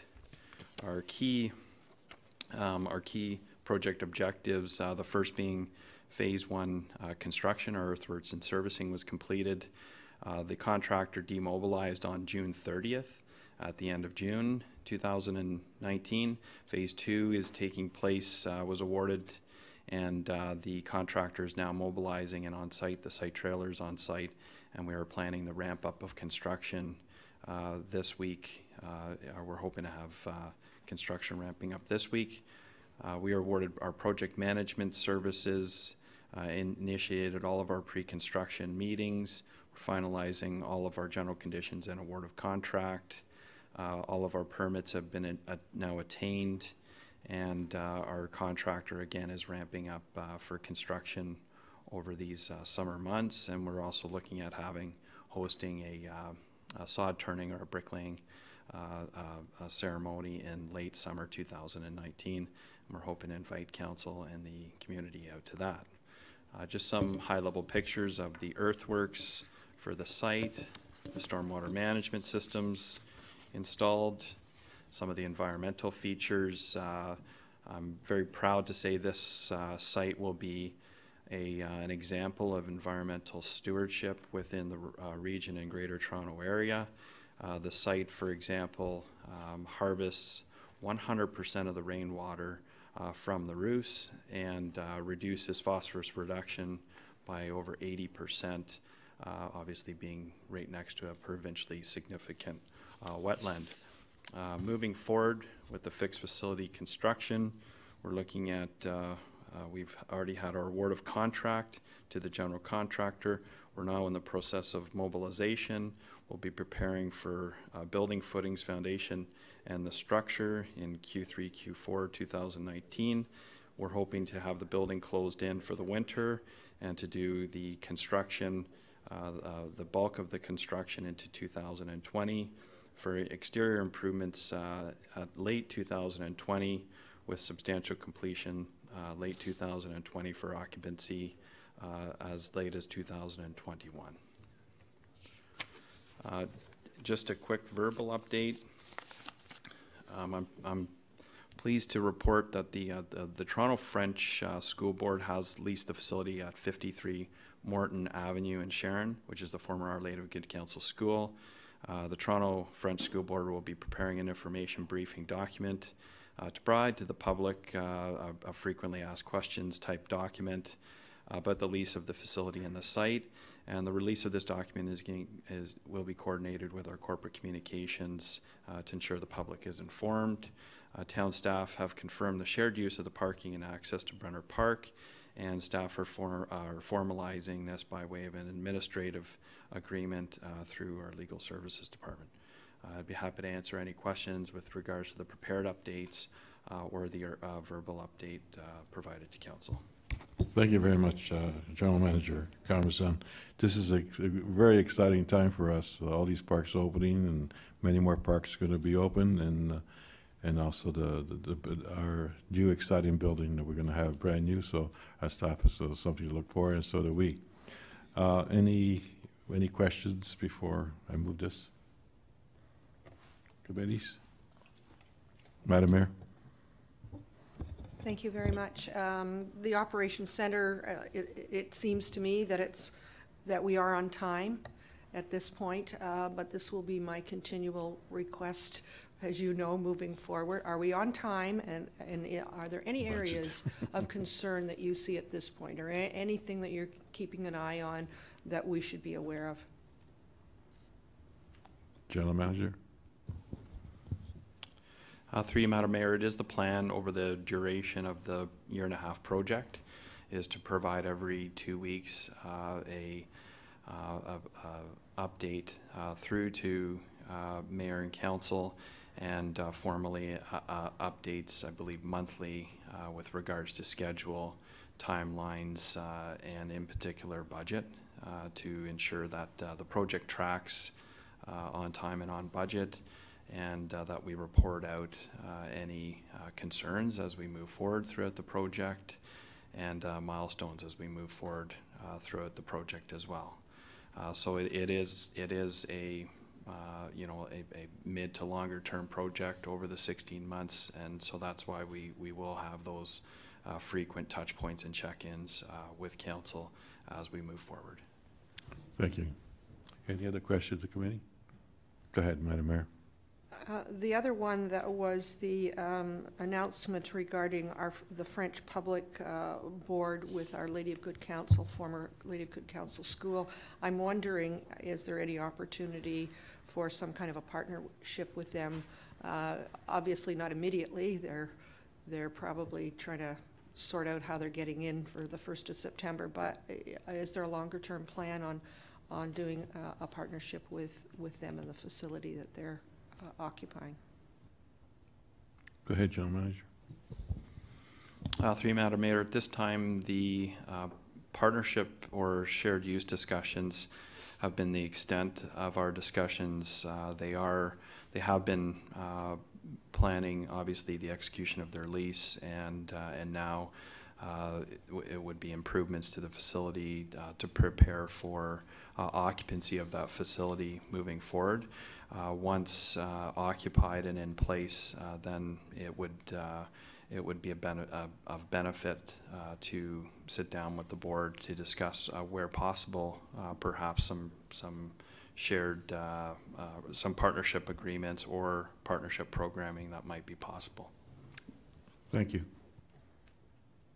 Just as a follow-up, I think with that school in particular, with the amount of acreage that we own outside the amount of fields that they have available to them, it should be one that is fairly easy to negotiate. They're using, I don't believe they have any land that is fields at all.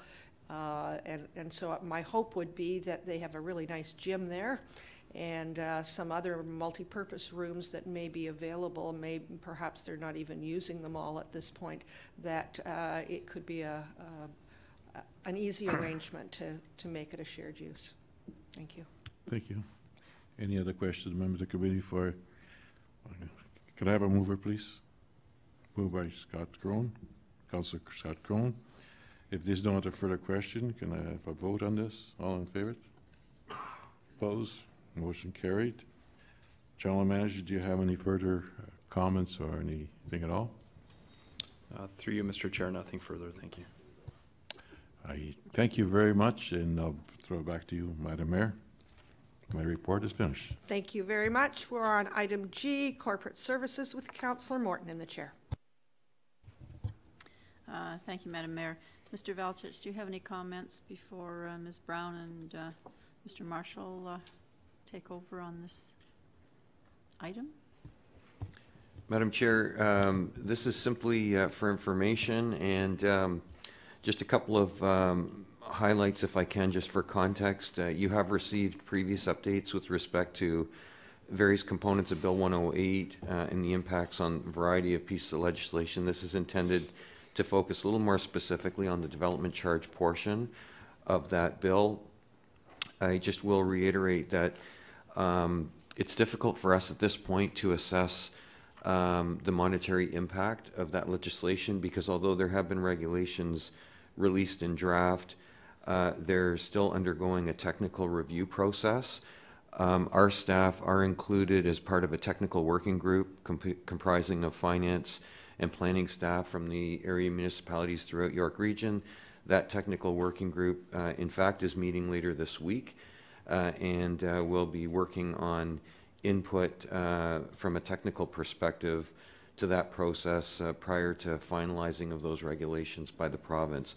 As we have more information, and certainly as soon as we have a better sense of what the implications may be, we will be bringing more information to you, but really this is just to keep you apprised of the process at this point. Thank you. Any members of council have any questions? Committee, I guess, with questions? Councillor Roy-DiClemente. Thank you, Madam Chair. Through you to staff, the material presented to us notes an August 21st deadline for comment. Obviously, it's a challenge for us to even comment because we don't have the details, particularly with respect to this new community benefits charge. And I guess my biggest worry is that you know, while there are some tools here that are trying to create a freeing up of the log jam as far as housing supply is concerned, but if we're simply making it easier to build houses but not necessarily to build communities, and for me, those municipal parks and libraries and other community benefits are what qualifies and creates a quality of place. And I would hate for the province to be putting a mechanism in place that won't recognize that those are absolutely necessities just as much as a roof over someone's head. And I guess for me, that August 21st deadline is a challenge because we've only got one meeting before then for us to be able to pass a resolution that, or giving direction to staff saying this is our position on the matter. So I'm wondering through you, Madam Chair, to staff, is there a plan to report to us at the August 13th meeting with a recommendation for us to, even if we don't have all the information, but at least for us to be able to present a resolution for us to pass and express either concern or support for the different, I mean, it's a wide-ranging piece of legislation, but at least to be able to have a position on the matter. Mr. Velchich? Madam Chair, through you, the calculations in question at this point are really the technical calculations about how they will arrive at the amounts per components as outlined in the regulation. Staff are going to work with the working group to ensure that from our perspective, they generate the maximum amount of funds that are required for us to sort of fulfill our obligations from a more philosophical point of view, whether they're supportive of parks versus more homes versus other types of facilities or transit services, etc. That's not really the exercise in the regulation and the technical calculation portion. That's almost been sort of defined in the legislation that's already been passed, from my understanding. And so we can certainly report back on what the technical working group is come up with and what they're proposing to submit. But we were seeing that more as technical input as opposed to a council-directed input on the regulation. But we're at the will of whatever committee and council would like. Want to answer your question, Councillor Roy-DiClemente? It does. I guess for me, the whole process of the value of land at the application time, all of that technical piece. I mean, the material references who's going to provide an appraisal and at what point and how many days do they have to provide it. This sounds challenging. The other issue is that there's accountability questions as far as having to file reports based on what we've done with monies collected towards parkland dedication and towards parks and other community benefits.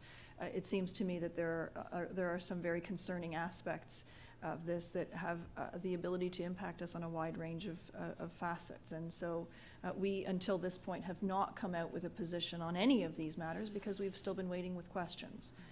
Yes, the bill has received royal assent, but there are still things that we can still influence. And I think that's my point, was that if there's something that we can influence at a policy level, even based on how this workflow would happen at the technical level, then we want to lend our support to that of staff who are putting forward their position on a technical matter, but we want to be able to support you with a council resolution that says, and our council agrees with us too.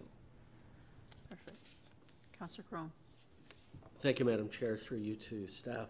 I have a few questions on this. It's a very interesting document. Thank you for providing.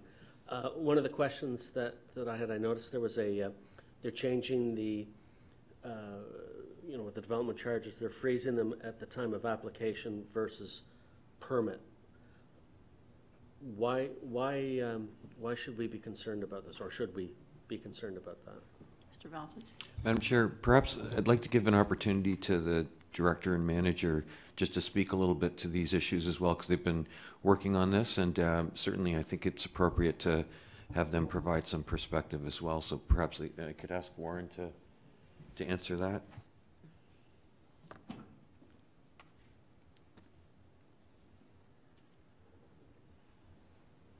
Thank you.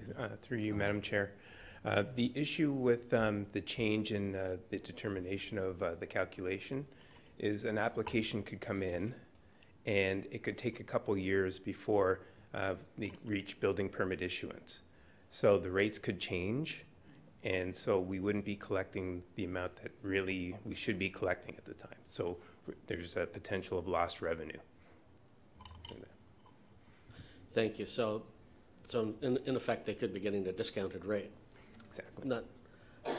I doubt we've ever lowered our development charges rates. No, so it's probably just want to be clear. Second question, there was I have two more. There was a reference to recover cost for waste diversion. Could you explain? I'm being the new guy. I don't fully understand that. Could you explain that in a little greater detail for me? What that would mean? Sure. So I'll do my best to try that. So there's different parts of the waste recovery cycle, and waste diversion would be things that won't go into landfill. So any type of recycle or composting or anything like that would be diverting it from landfill.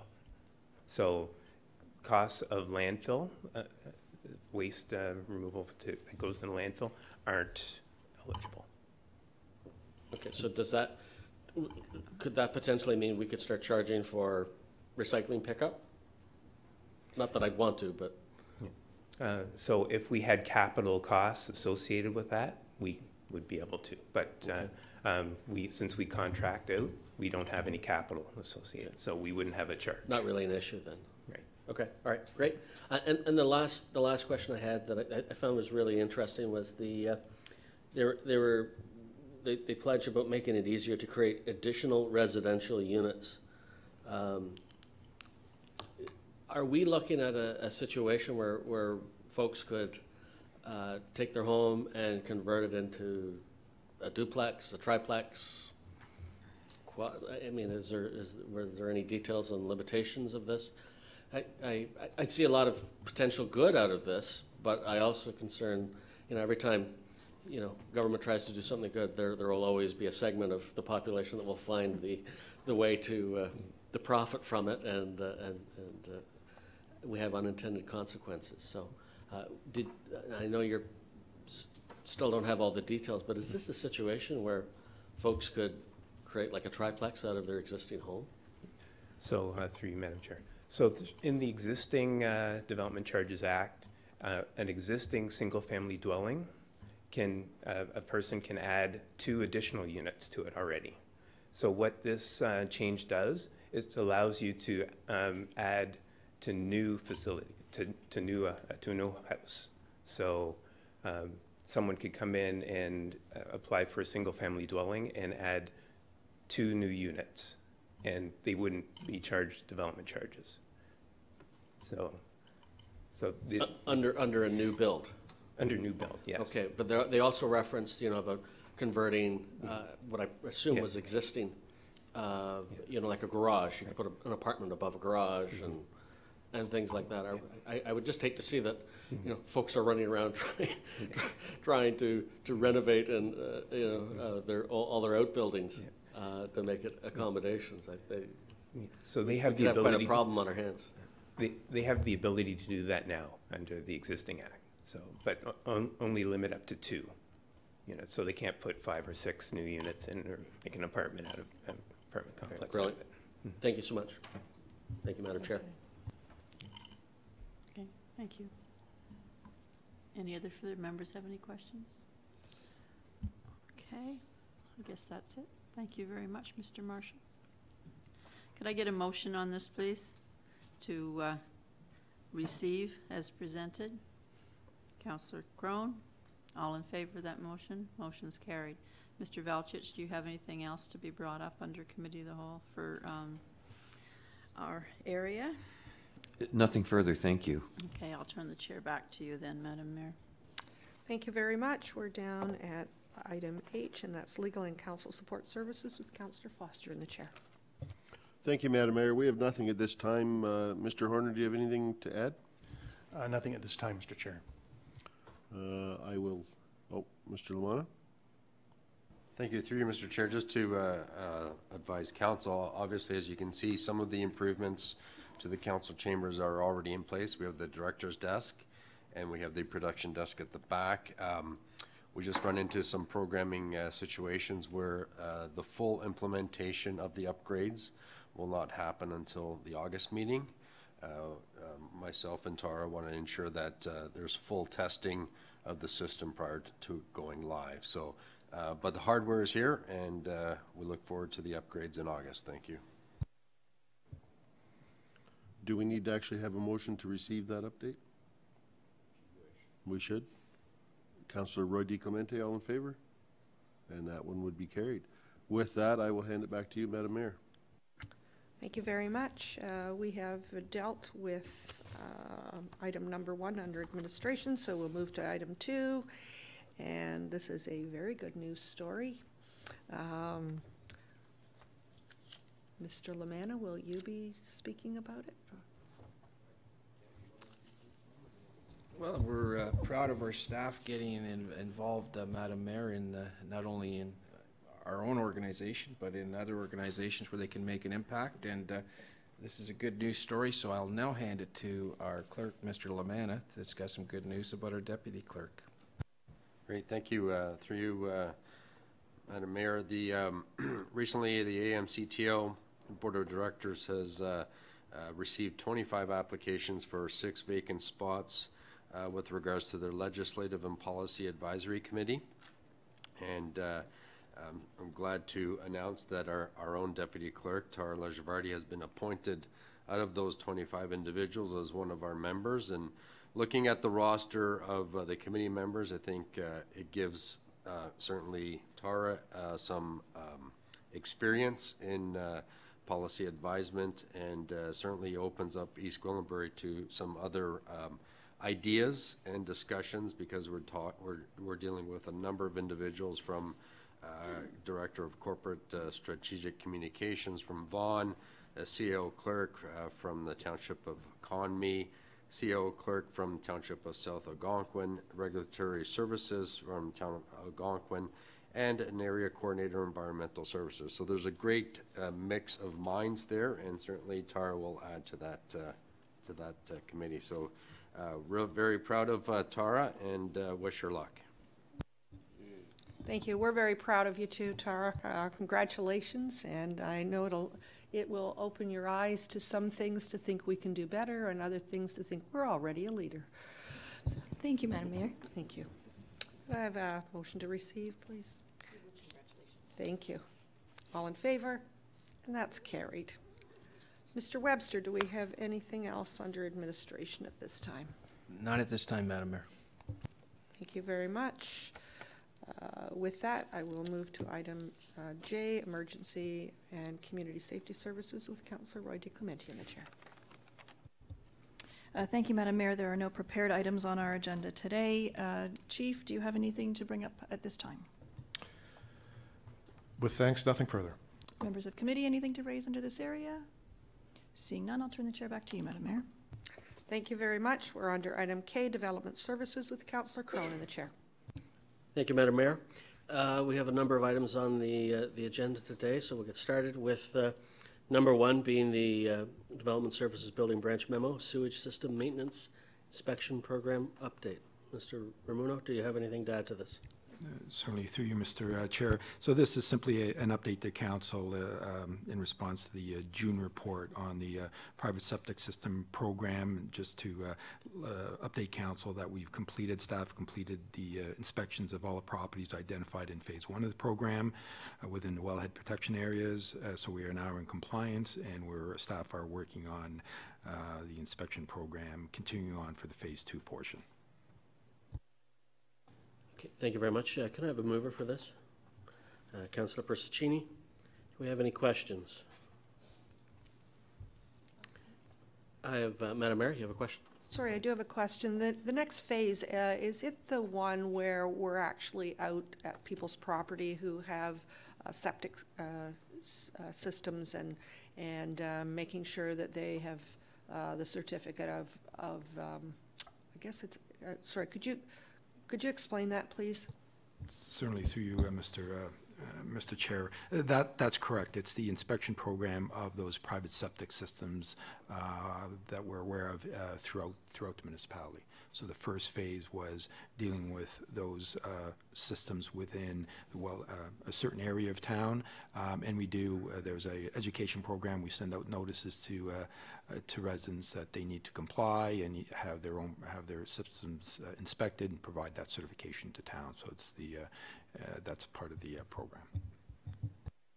Just further, would this also include campgrounds that we have in our municipality? I know they're different than the individual ones, but it would seem to me that the septic systems would at some point need to get into this one, and I'm just not sure where it takes place.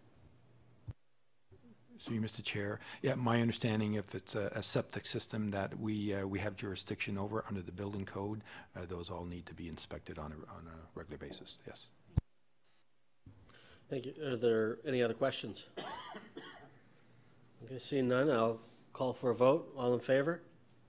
None opposed. Motion is carried. Okay, second item on the agenda is the Development Services Planning Branch Report. Growth obligations from the province and region, additional information related to June 11th Council Growth Management Workshop. Mr. Ramuno, do you have some comments you'd like to add? Sorry, Mr. Webster, you'd like to comment? Thank you, Mr. Chair. I thought I should remind folks that General Manager Ramuno is in his 7th month with us, so I thought it might be fair. I've been here a little while longer, that I might provide some of the context, even though he has done an admirable job in preparing this memo. And I'm going to try to provide a very high-level overview, and then Mr. Ramuno can follow up on any of the detail with his staff. Really where this started is we came forward with a report. Council, rightly so, asked for additional information. So again, we're not seeking any direction today. This is more of a conversation or education session we're having with Council on this memorandum, and hopefully any public that are either here or watching can also learn from it as well. I'm going to ask, we're using one map today, which is actually useful. We're getting a lot of use out of it. But from my perspective, a lot of the direction for where the town is currently mandated to grow and has chosen to grow and I do want to make it clear, chosen to grow as well, right? That this is council direction to this point in time. Started in the mid-2000s, and in the mid-2000s, the province was very active. It had a bunch of policy statements. It had its Greenbelt legislation was introduced. The Oak Ridges Moraine legislation was introduced, and very importantly, the Places to Grow document was introduced by the province of Ontario. And the province of Ontario, in those many provincial overlaying documents, designated 75% of our community to be protected and green through the Greenbelt and the Oak Ridges Moraine. So I go back to that and always point to that. Within the urbanized area, it was one of the few areas within the overall Greater Toronto Golden Horseshoe area where we're a designated significant growth center. So that's where the story started. It also, in 2005, that's the document that put the Highway 404 extension on. So a lot has happened since 2005. The next step I would go to is 2010. And 2010 is when the region did their last official plan update. And it's when the town, and I brought it to again today, updated our first time ever, we consolidated our community plans, which up to that point were just separate community plans. We had Queensville had a community plan, Mount Albert had a community plan, and so did Hall Landing. And it was the first one that brought the three and Sharon together at the same time. And this document that was within the plan, I always point back to the official plan of which Council put together in 2010 and approved, and which still guides us. It was based on tenets of sustainability from an environmental, economic, and social perspective. It talked about financial viability and how growth would pay the full cost of growth, and we're one of the few municipalities that is currently doing that, and that's where our discussions on Bill 108 are very valid at this point in time. And it also talked about the whole notion of complete communities, and complete communities providing all the social infrastructure needed for residents, but not just residents, but also the fact of for employment.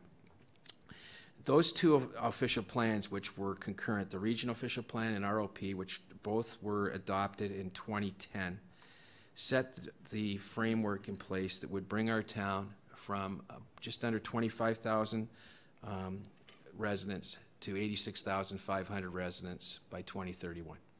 That's significant growth. It also, and this is one area that I don't think we've ever really focused on, brought the projection for employment growth from 7,000 employees to 35,000. That's a five-fold growth area, and it's one of the things we still struggle with the need to have our employment land serviced. The next slide I want to show you, this is actually, that's a schedule out of our official plan there for Schedule A. These are the background studies that were completed. This is in the official plan document for the adoption of the 2010 official plan. And I don't think a lot of people realize all of the work and incredible amount of coordination that was needed to plan our community to 2031. And importantly, a lot of the plans, and I would cite primarily from a water, wastewater, and transportation perspective, went well beyond 2031. And the notion of that is, frankly, when you're putting pipes in the ground or when you're building or improving roadways, you don't want to put a pipe in that's too small. You don't want to put a pipe in that's sized for 2031, and then as you grow to 2051, you have to go back and dig another trench. And that's where York Region is in a lot of its systems right now. It was designed to grow to about 1.2 million, and it's there. And it's at the point where it's having to double some of its infrastructure currently. And so the notion of a 2031 timeframe always had an overlaying larger growth projection. The next significant event that happened, from my perspective, is the election of 2010. We had a change in council, we had a change in mayors, and I know that our mayor was called down to the regional offices in February of 2011. And the meeting that she was called down for introduced the whole notion of an innovative water reclamation center that would treat sewage, put ultra-pure water into the Holland River, improve the water quality of Lake Simcoe, and it was called the Upper York Sewage Solution. It was something that at the meeting was a provincially endorsed solution, and the region embarked on a $20 million individual environmental assessment that took about 4 years and a lot of consultation. And in all of those presentations and discussions, it focused on a solution for Northern York region, which included us, Newmarket, and Aurora. And in those discussions and projections, it introduced the notion of our town eventually growing to 150,000 people and 75,000 employees. So that sort of gives us an overlay of this large-scale, provincial, regional, that gets us to 2019. And so in 2019, what I can tell you is currently we have confirmed allocation for the York-Durham solution, which is a Duffin Creek plant in Pickering, that would allow our community to go to just under 50,000 people. So that's a fact. If we can work out solutions for employment lands, I believe that we would achieve about half of that number for our employment. So these are facts we're dealing with. The other thing we're aware is that the Upper York EA has been sitting at the province awaiting approval, and I think it might be in its 3rd or 4th year it's been waiting. So it's delayed, clearly delayed a lot. And the notion of this report is really what we're trying to do is talk about the importance of, if you want to plan for our next OP and for moving forward, it's really important to coordinate land use, infrastructure, financial, and environmental. Those 4 elements have got to be really planned well together. We're going to have to do a lot of work in consultation with York Region.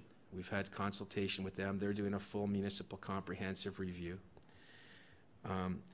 One of the frustrations we have from our level is that the infrastructure we need for our growth is regional. It's largely needs provincial approvals. It needs a regional. It's a regional EA, and it needs also, very importantly, that hasn't had much discussion at this point. It needs funding. It needs a financial solution, and this is a point where we're trying to work with the region in a collaborative manner. The region, I understand, late yesterday did forward a planning memo in. We're still reviewing it, but it provided some caution in one of the areas that Mr. Ramuno put in the report about the 141,000 numbers, that those have not been endorsed as yet by Regional Council. So we wanted to bring that up to Council, but this is really more of a step towards a discussion and education with Council. I'll turn it over to Mr. Ramuno and other staff now to, if there's any details, and we certainly are committed to more follow-up reports and discussion. This is probably one of the key elements that this council and future councils will make about the future of the town. Mr. Ramuno. Certainly. Thank you, Mr. Chair. As Mr. Webster mentioned, I mean, this is really an information report, and it's following up from the earlier report that was presented to Council back in May, and following the workshop we held in June related to just general growth management and the future growth of the municipality. Council in June did ask for some additional information, hence the report with respect to what are exactly our growth obligations from the province and the region. I just want to take a minute just to identify some of those that are included in the report with respect to the general planning system that we all need to function under. I mean, the first is obviously we have the Planning Act that establishes the planning system, and local decisions, the planning decisions must recognize matters of provincial policy interest, and it speaks to matters such as, you know, ensuring there's an orderly development of communities, determining appropriate location of growth, ensuring that there's appropriate provision of employment opportunities and a full range of housing, as well as social services and recreational opportunities. Next level is we have the provincial policy statement, the PPS. This is a provincial policy that provides direction on land use and local decisions, and every local decision must be consistent with the PPS, and some of the criteria and policies within the PPS speak to ensuring that you're promoting efficient development patterns, accommodating a range and mix of housing and employment opportunities and other uses, and again, once again, ensuring that your municipalities are providing for sufficient land to accommodate a range of uses for a 20-year period or more. The other provincial document that we have, and I think we're all aware of, is the growth plan, and that provides the framework for growth on a regional level. It speaks to building strong, complete, prosperous communities, and it also identifies density intensification targets that the region and the local municipalities need to adhere to. Those are minimum targets, and the other key factor is the growth plan does identify a regional population and employment forecast. And the current growth plan 2019 identifies 1.8 million people for the region, and so now the regions that involved in the process of their MCR, which is their official plan update, where they are working with local municipalities to determine what the appropriate distribution of the next phase of population and employment should be for each municipality. Again, with respect to some of the tables, there's a lot of information in the report, but specifically with respect to the population and employment forecasts, as Mr. Webster mentioned, back in 2010, when Council of the day approved the last 2010 official plan update, and we set our employment targets with the region and our population targets. Population was 86,000 and employment mid-30s. At that time, the Council also, within that official plan, as part of the growth management work, identified the inclusion of the balance of the White Belt lands to complete the comprehensive plan for the municipality. Back in 2010, the region didn't include all those White Belt lands. What they did include within the urban boundary was the Green Lane corridor and the employment lands that are also on today's agenda. My earlier report is recommending to Council the May report that Council endorse as per the 2010 growth management strategy, the balance of those White Belt lands, and we've had a workshop, and I think you're all aware of where those are. And again, there's a lot of information in the report. I'm sure there's going to be a lot of questions, but I think the reason to deal with the balance of those White Belt lands now is that we need to plan sort of comprehensively for the future. And as Mr. Webster mentioned, we need to ensure that we're coordinating our land use with our infrastructure planning at the regional level, as well as the financial planning component and environmental planning as well. What we need to do then, if Council makes a decision in the region to include those White Belt lands, as we did with the Green Lane secondary plan and we're going to do with the employment lands, we need to then embark on detailed secondary plan processes for those new areas, for this Council to consult with the community and the stakeholders to determine the appropriate land uses and mix of uses and the timing and the phasing for the next wave of development. I mean, having said that, it's a 10+ year process to go through the approvals process to bring lands into the urban area. So even if those lands are brought in today, it'll be 10+ years before all the other approvals are in place. We do have sufficient lands to take us, forward over the next few years, but I think now is the opportunity for Council to deal with a comprehensive approach for the balance of those White Belt lands to ensure that we have those phasing policies in place and so that we can complete our communities in a integrated fashion and ensure that we can finance through our growth the infrastructure that we need moving forward for the ultimate build out, which will be 2041 and beyond. But again, this is the first step in the process. All right, thank you very much. Could I have a motion to accept this report? Councillor Persechini, thank you.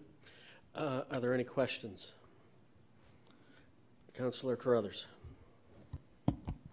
Thank you. I wanted to start by saying how much I appreciate this report. I think this followed some questions that I had at the last meeting, just wanting clarity on what our commitments were, and this certainly provides that.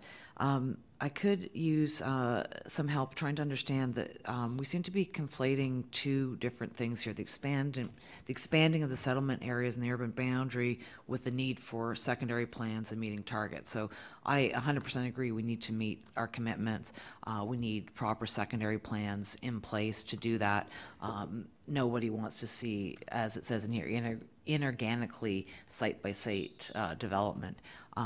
But I don't see the connection to having to build on our white belt lands to meet those targets. We talked about the official plan approved in 2010. It's my understanding that plan was developed with the 118,000 target in mind, without using the white belt lands. So now, why would we need to use the white belt lands now if we have a plan in place that already takes us to those targets? It's my understanding that our residents like East Gwillimbury, individual little towns that we have, and those white belt lands keep those towns separate rather than seeing urban sprawl. So I just wanted some clarity on why we would need to turn those lands that separate our towns into an urban area in order to meet our targets. Turn that over to staff. Certainly, through you, Mr. Chair. So certainly, just to be clear, with respect to the 2010 plan and our planning horizon, that was a 20-year planning horizon, and our population forecasts at that time to the year 2031 was approximately 86,500 people. And that growth was to be accommodated within those existing communities, Queensville, Sharon, Holland Landing. The growth management work that was also done at that time identified urban boundary expansion to grow beyond that 86,000 figure. And, the ultimate build-out based on the growth management strategy that was done, if all the white belt lands were included as part of an urban area, that's where we get a number of approximately 150,000 people. But the 86,000 people within our current plan takes us to the year 2031, and that growth would be accommodated within the existing urban area as we know it, based on, the areas up on the map that are currently pink. Another point of clarification, I think that Mr. Webster's mentioned on page 4 in my report, page 4 of 10, I do identify that a number of 118,700 people that was based on a preferred growth scenario that regional staff had undertaken in 2015. That's when they had initiated their MCR, their update to their regional official plan. Their regional council hadn't endorsed those numbers, but those were numbers that were prepared based on forecasting and a distribution of population. That OP update at the regional level was put on hold. It was paused because of the changes to the growth plan.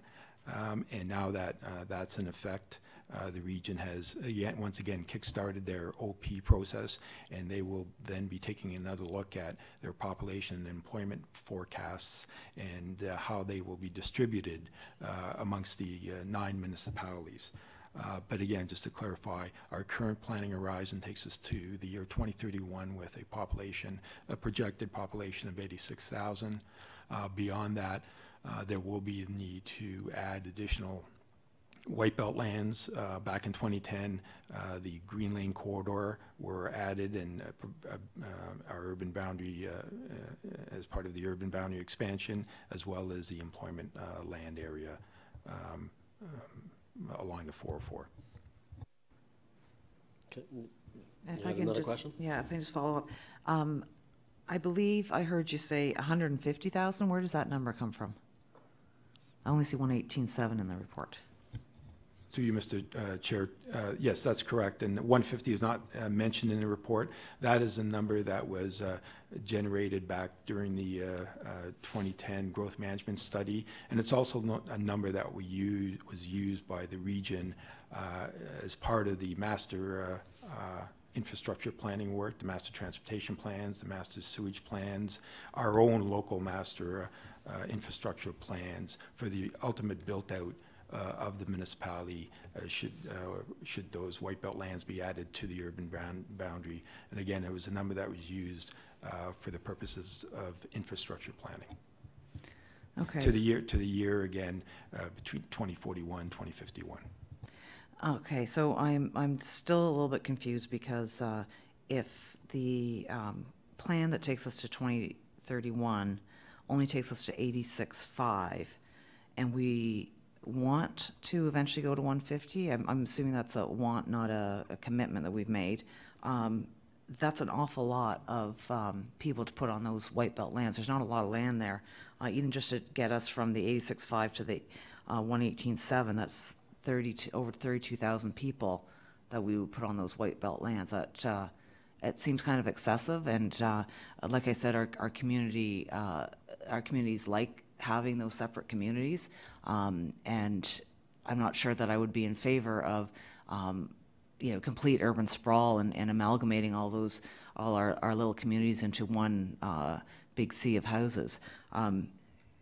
It was my hope that all the development down the Green Lane corridor would help take us to that 118.7. But you're saying that we can't get there, we can't meet our commitments with the current plan the way it is without having more developable land? Through you, Mr. Chair. With respect to the Green Lane secondary plan that was approved, I guess about a year ago, the forecast for the Green Lane secondary plan was approximately 29,000 people. And so if you add up the approved secondary plans and those forecasts, and again, they are population forecasts between the various communities, it takes us to about 100,000 people. I mean, that 150,000 number, there hasn't been much detailed planning work from a land use standpoint that gone into that number. Again, it's a high-level, long-term number. My advice to council is that we need to do the preparation of those individual secondary plans to actually determine the appropriate amount of area that's going to be developed and the appropriate land uses, and through that process, then we will arrive at forecasts, population and employment forecasts for those new community areas if they're added to the urban boundary, as we did with the Green Lane secondary plan. I believe that added, or the projections are 29,000 people, and I think there was 5,000 potential employment jobs within that Green Lane planning area. Thank you very much. Just for the record, I would rather see intensification down along Green Lane and keeping our communities intact as they are right now, rather than seeing urban sprawl between all those communities. Thank you very much. Councillor Roy-DiClemente, you had a question? Thank you, Mr. Chair. It wasn't so much a question as it was a bit of a statement or observations. It seems to me we're a designated growth center under the provincial legislation. We can't change that. We've already been put under that microscope. And so while we may not necessarily wish to grow, the reality is that we're being asked to figure out how to grow because we're being given these population numbers. The comments that I've made in the past, related to the fact that, we did an official plan, and through no fault of our own, we're not able to meet those expectations because other levels of government have been unable and or unwilling to deliver on their commitments and their promises for infrastructure investments. And when I say infrastructure investments, I mean serviced employment lands, exchanges on interchanges on highways, roads, transit, you name it. And I think for me, I understand, while it's not necessarily palatable, I understand the rationale for adding those white belt lands into our urban boundaries. That we want to be methodical in our planning, and we want to make sure that this happens not piecemeal, but that we are the masters of our own destiny, and that we create that through the secondary plan process. So that we are saying, this is where the houses go, this is where the jobs go, this is where the infrastructure goes. But I think we also need to recognize that this is a two-way street. And while we've been asked to find places for these people, we also need to respectfully request that our partners at other levels of government also deliver on their commitments and promises to us. We need serviced employment lands before we can start adding more people. We can't just add houses, we need places for people to work and good quality paying jobs so they can afford to buy the houses at the high prices that are being charged for these places. So for me, whether we move forward with this or not, to me, if we're going to proceed, we need to make sure that we remind those parties that this is a two-way street and that they need to deliver a Doan Road interchange. They need to deliver serviced employment lands for us to be able to meet our obligations. We're holding up our end of the bargain, and we need them to do the same. And whether it becomes as part of that secondary plan process that we start to put, when this happens, then that will also happen. Then we will issue building permits for more houses. When we have a place for people we have employment lands that we can start to even talk to key prestige employers. So for me, that's where my position is really, if you go from the 2031 numbers to the 2041 numbers, you're looking at trying to find an additional place to put 32,000 people over 10 years. And that's at least 1,000 building permits a year. So if you want us to do that, we'll figure out a way, because we did it before, but we need you to also support that with other levels of investment. Thank you, Mr. Chair. Thank you. Great points. Any other questions? Mayor Hackson? Thank you. Not a question, but just a comment that while we have varying levels of government that we're going to be reaching out to, we also need to be taking a look at private dollars that are out there. And this is our opportunity. I remember back in the 90s when they were talking about the growth here and how important it was going to be to have new and innovative technology. Garbage that didn't sit out on the road, making sure that the water was recycled. We need to push for that. We can take these people in a variety of housing. It's not to say that it's all going to be single family. There'll be multi-res because it's affordable and a variety of other things. But we need to push with our partners that own the property and those that will be developing long-term to make it a community that is different. It's already different and unique with the green. Now what we need to do is make it different with the technology of dealing with waste and wastewater. We've got a beautiful river that's running right through the middle of our municipality. Let's clean it up. Let's have a trail system that goes from one end of our municipality to the other end of it. A boardwalk area. You take a look at vibrant and exciting communities around Canada and around the world. It's that body of water that makes a huge difference, and we're taking advantage of it to a certain point with partners, but we need to step up as well and insist that the water reuse is crucial, that we won't stand for garbage, and it needs to be recycling, and step out into some things that may be happening in other places, not even in Ontario, to make the difference here. I know that Go Train, when they first talked about coming here, they were coming here because of the plans that were on paper. And we've already seen the difference in the number of trains that are coming and continue to come. The hotels won't come here if we don't have the volume. Our high schools we've talked about, rapid transit that is coming across Green Lane from Yonge Street right over to the second concession and probably further over up Yonge and across for a rapid transit plan. Medical facilities that are starting to look at us now because we have land and we're close to the numbers. We won't have them if we don't have the right numbers to make it financially viable. I had one question. of Mr. Romano, how many acres are in our white belt right now? If you don't have it, it's okay. I just need to kind of get my head around it. So 1,200 hectares or 3,000 acres are comprise the white belt area. I'm wondering at some point if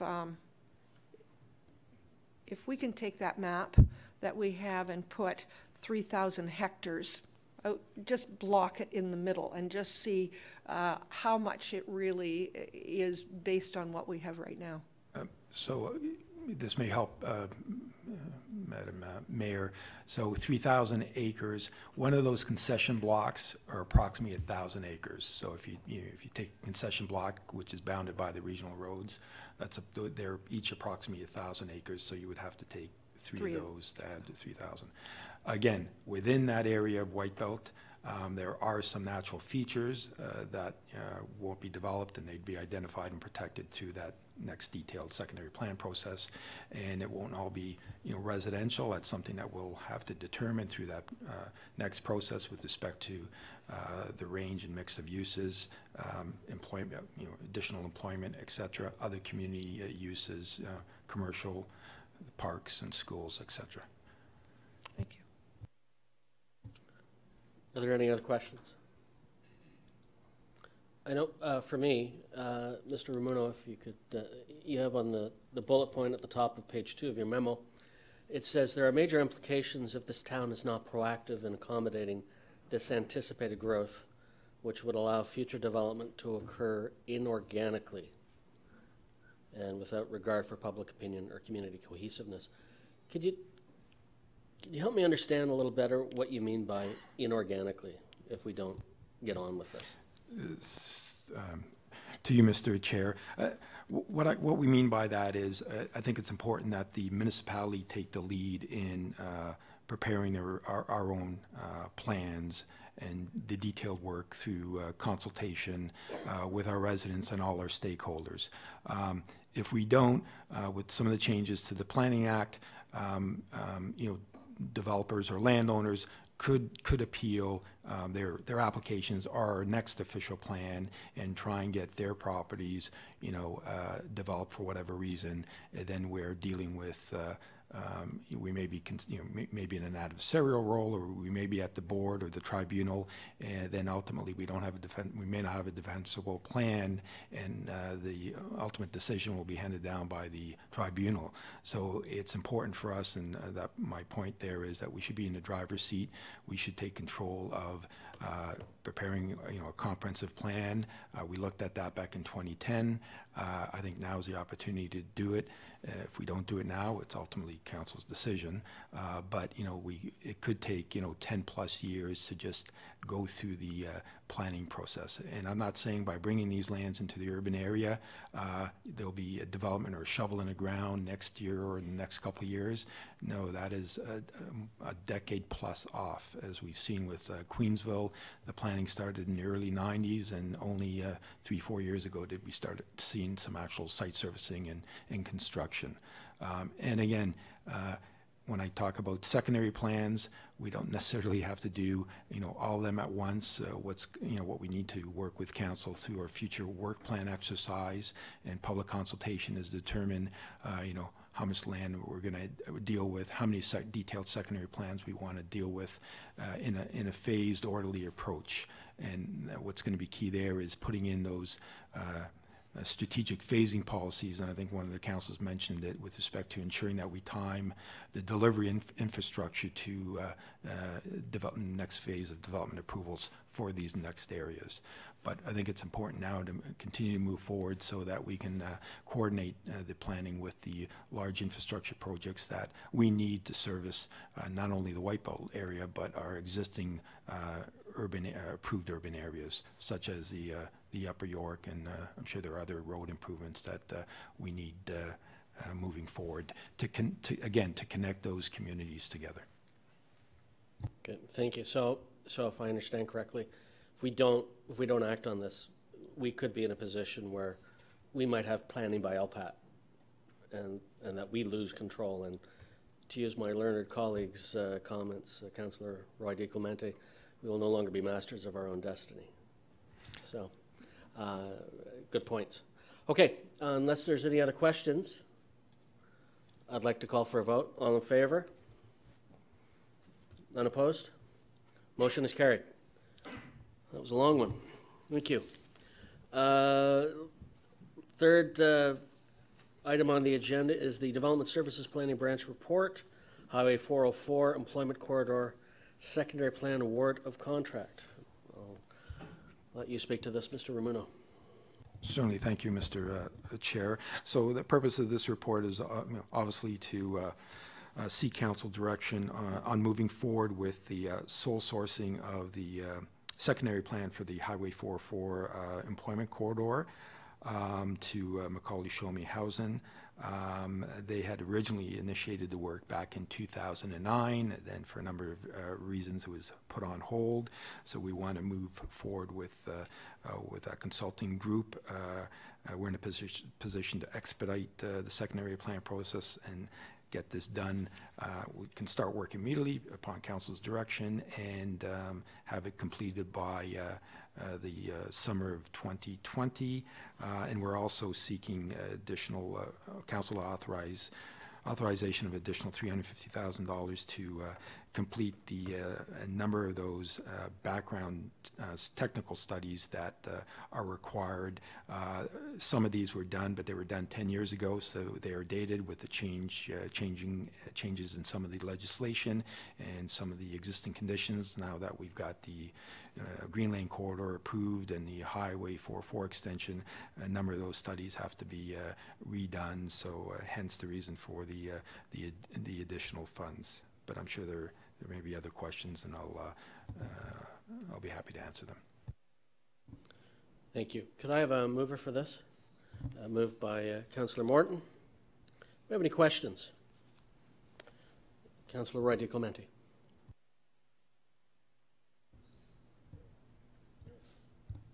Thank you, Mr. Chair. I guess what I'd like to understand a little bit better is if we were to proceed, obviously there's been a little bit of work done ahead of time, so I'm wondering how much we have spent to date on this project. Obviously we started back in 2008 and 2009, which is even predating myself on this council, but how much have we spent to date, and if we were to go to a process instead of awarding this contract, if we were to move forward with a more public process, would we see similar pricing of $150,000, or would there be a different amount that would come to us?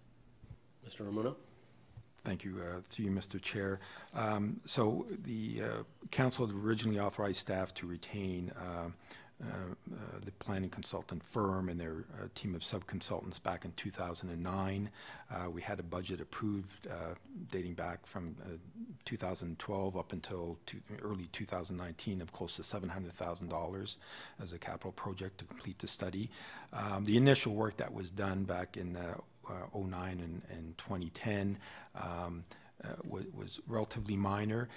The consultant was working with one of our other large developers in town, the Rice Group, who had undertaken some of their own individual studies, so there was some collaborative work going on with staff, our consultants, and the developer. The money that was expended as per that original retainer was about $35,000, so it wasn't very much. We had a public meeting. There was a bit of work, fact gathering information over those couple years, but again, it was we expended about $35,000. I think it's prudent that we sole source to the same consultant firm because they're aware of, they've got a knowledge of the municipality, of the area. They've worked with some of the consultants that we're retaining as well. So I believe if we were to go out and tender this as an RFP, number one, it'd take a couple months to get through that process, and I don't think that we would see a price as competitive as that's before council now with respect to having an upset limit of $500,000 to complete the project within the time frames, and they're pretty aggressive, and we're pretty confident that we'll have it done by the summer of 2020. So you don't feel there'll be a benefit of going to tender? I don't believe so. Thank you. Councillor Roy? Thank you. Just further, I think if these folks are already sort of ramped up and they're ready to start tomorrow, then it's better that we get this done. As far as this started back in 2008, I think it's time that we finish it. And for me, it's not so much a question of the award authorizing an additional $350,000, but frankly, it's taking the budget from the original 700 and dropping it to 5. And so for me, I'm fine with that. That's the message that I'm hearing anyway. Through you, Mr. Chair, can staff confirm what the funding source is? Obviously, when we're awarding contracts, I like to put it into our resolution as to where it's coming from. I'm assuming it's coming from DCs, but I'd like it to be reflected in our motion. And I'm not sure who made that motion, but I'd like it to be reflected what the funding source of it is. Mr. Romano? Certainly, through Mr. Chair. No, it's a good point, and we do.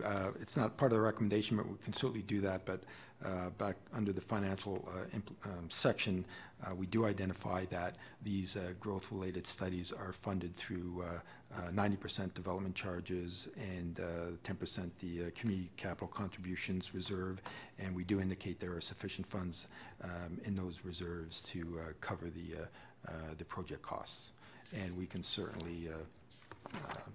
Are you suggesting a friendly amendment, Councillor? Yes, Mr. Chair, through you to I think it was Councillor Morton who made the motion. I just wanted to suggest that the third resolution that we amended to say that Council authorize an amount of $350 to be funded primarily from development charges to provide for updates to the following study components, and that would give us that would give a little bit more transparent. Thank you.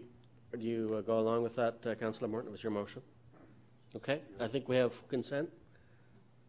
Were you able to capture that, Mr. Clerk? All right, are there any other questions?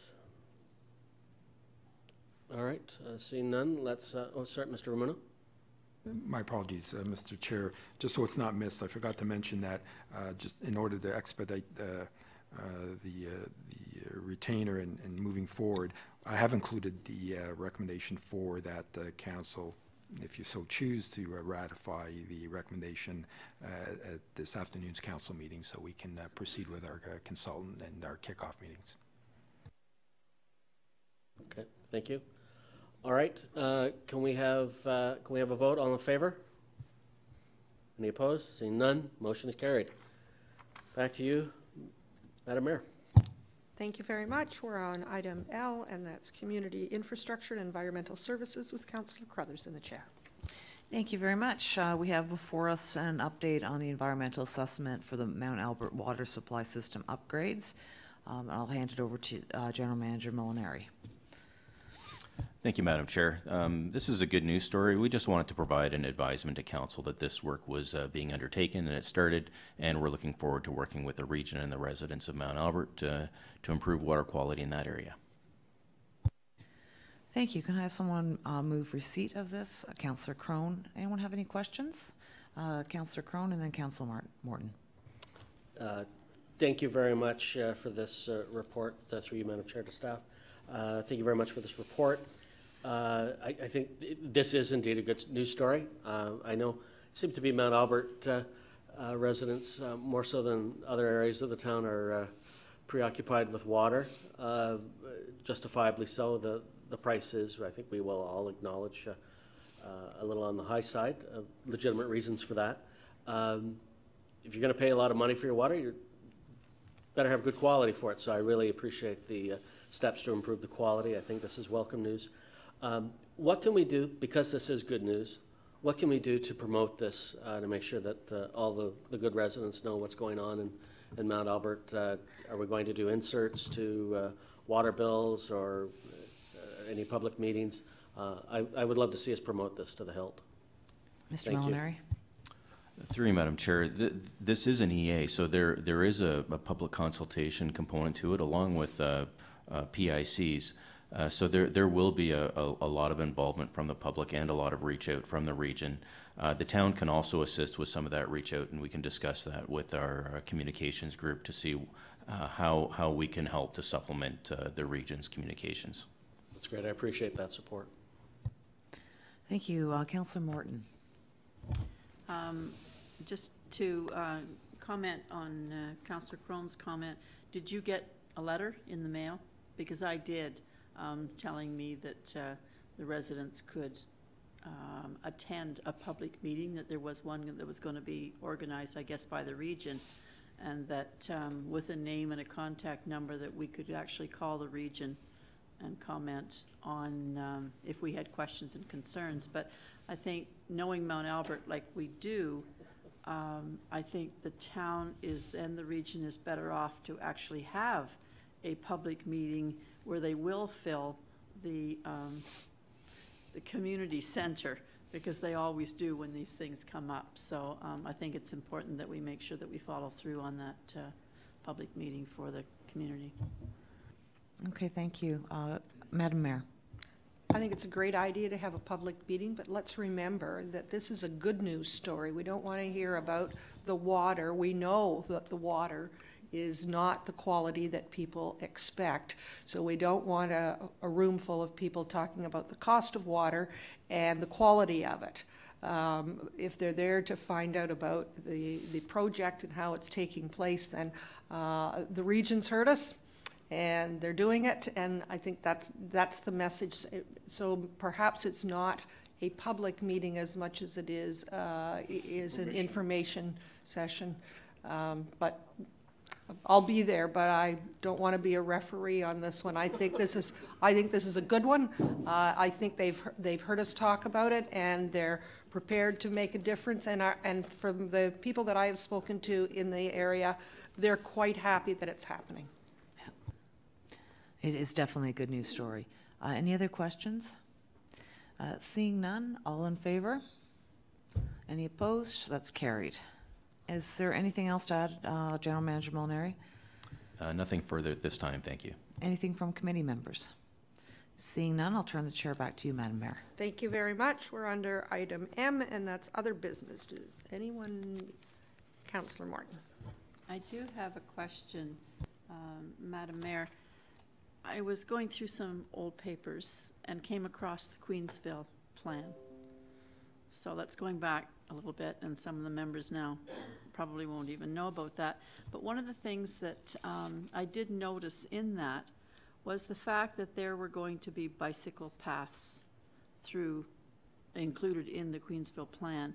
And I drove through Queensville the other day and through some of the newer areas. I don't recall seeing any bicycle paths. Are they going to be put in? Are they going to be part of the help area?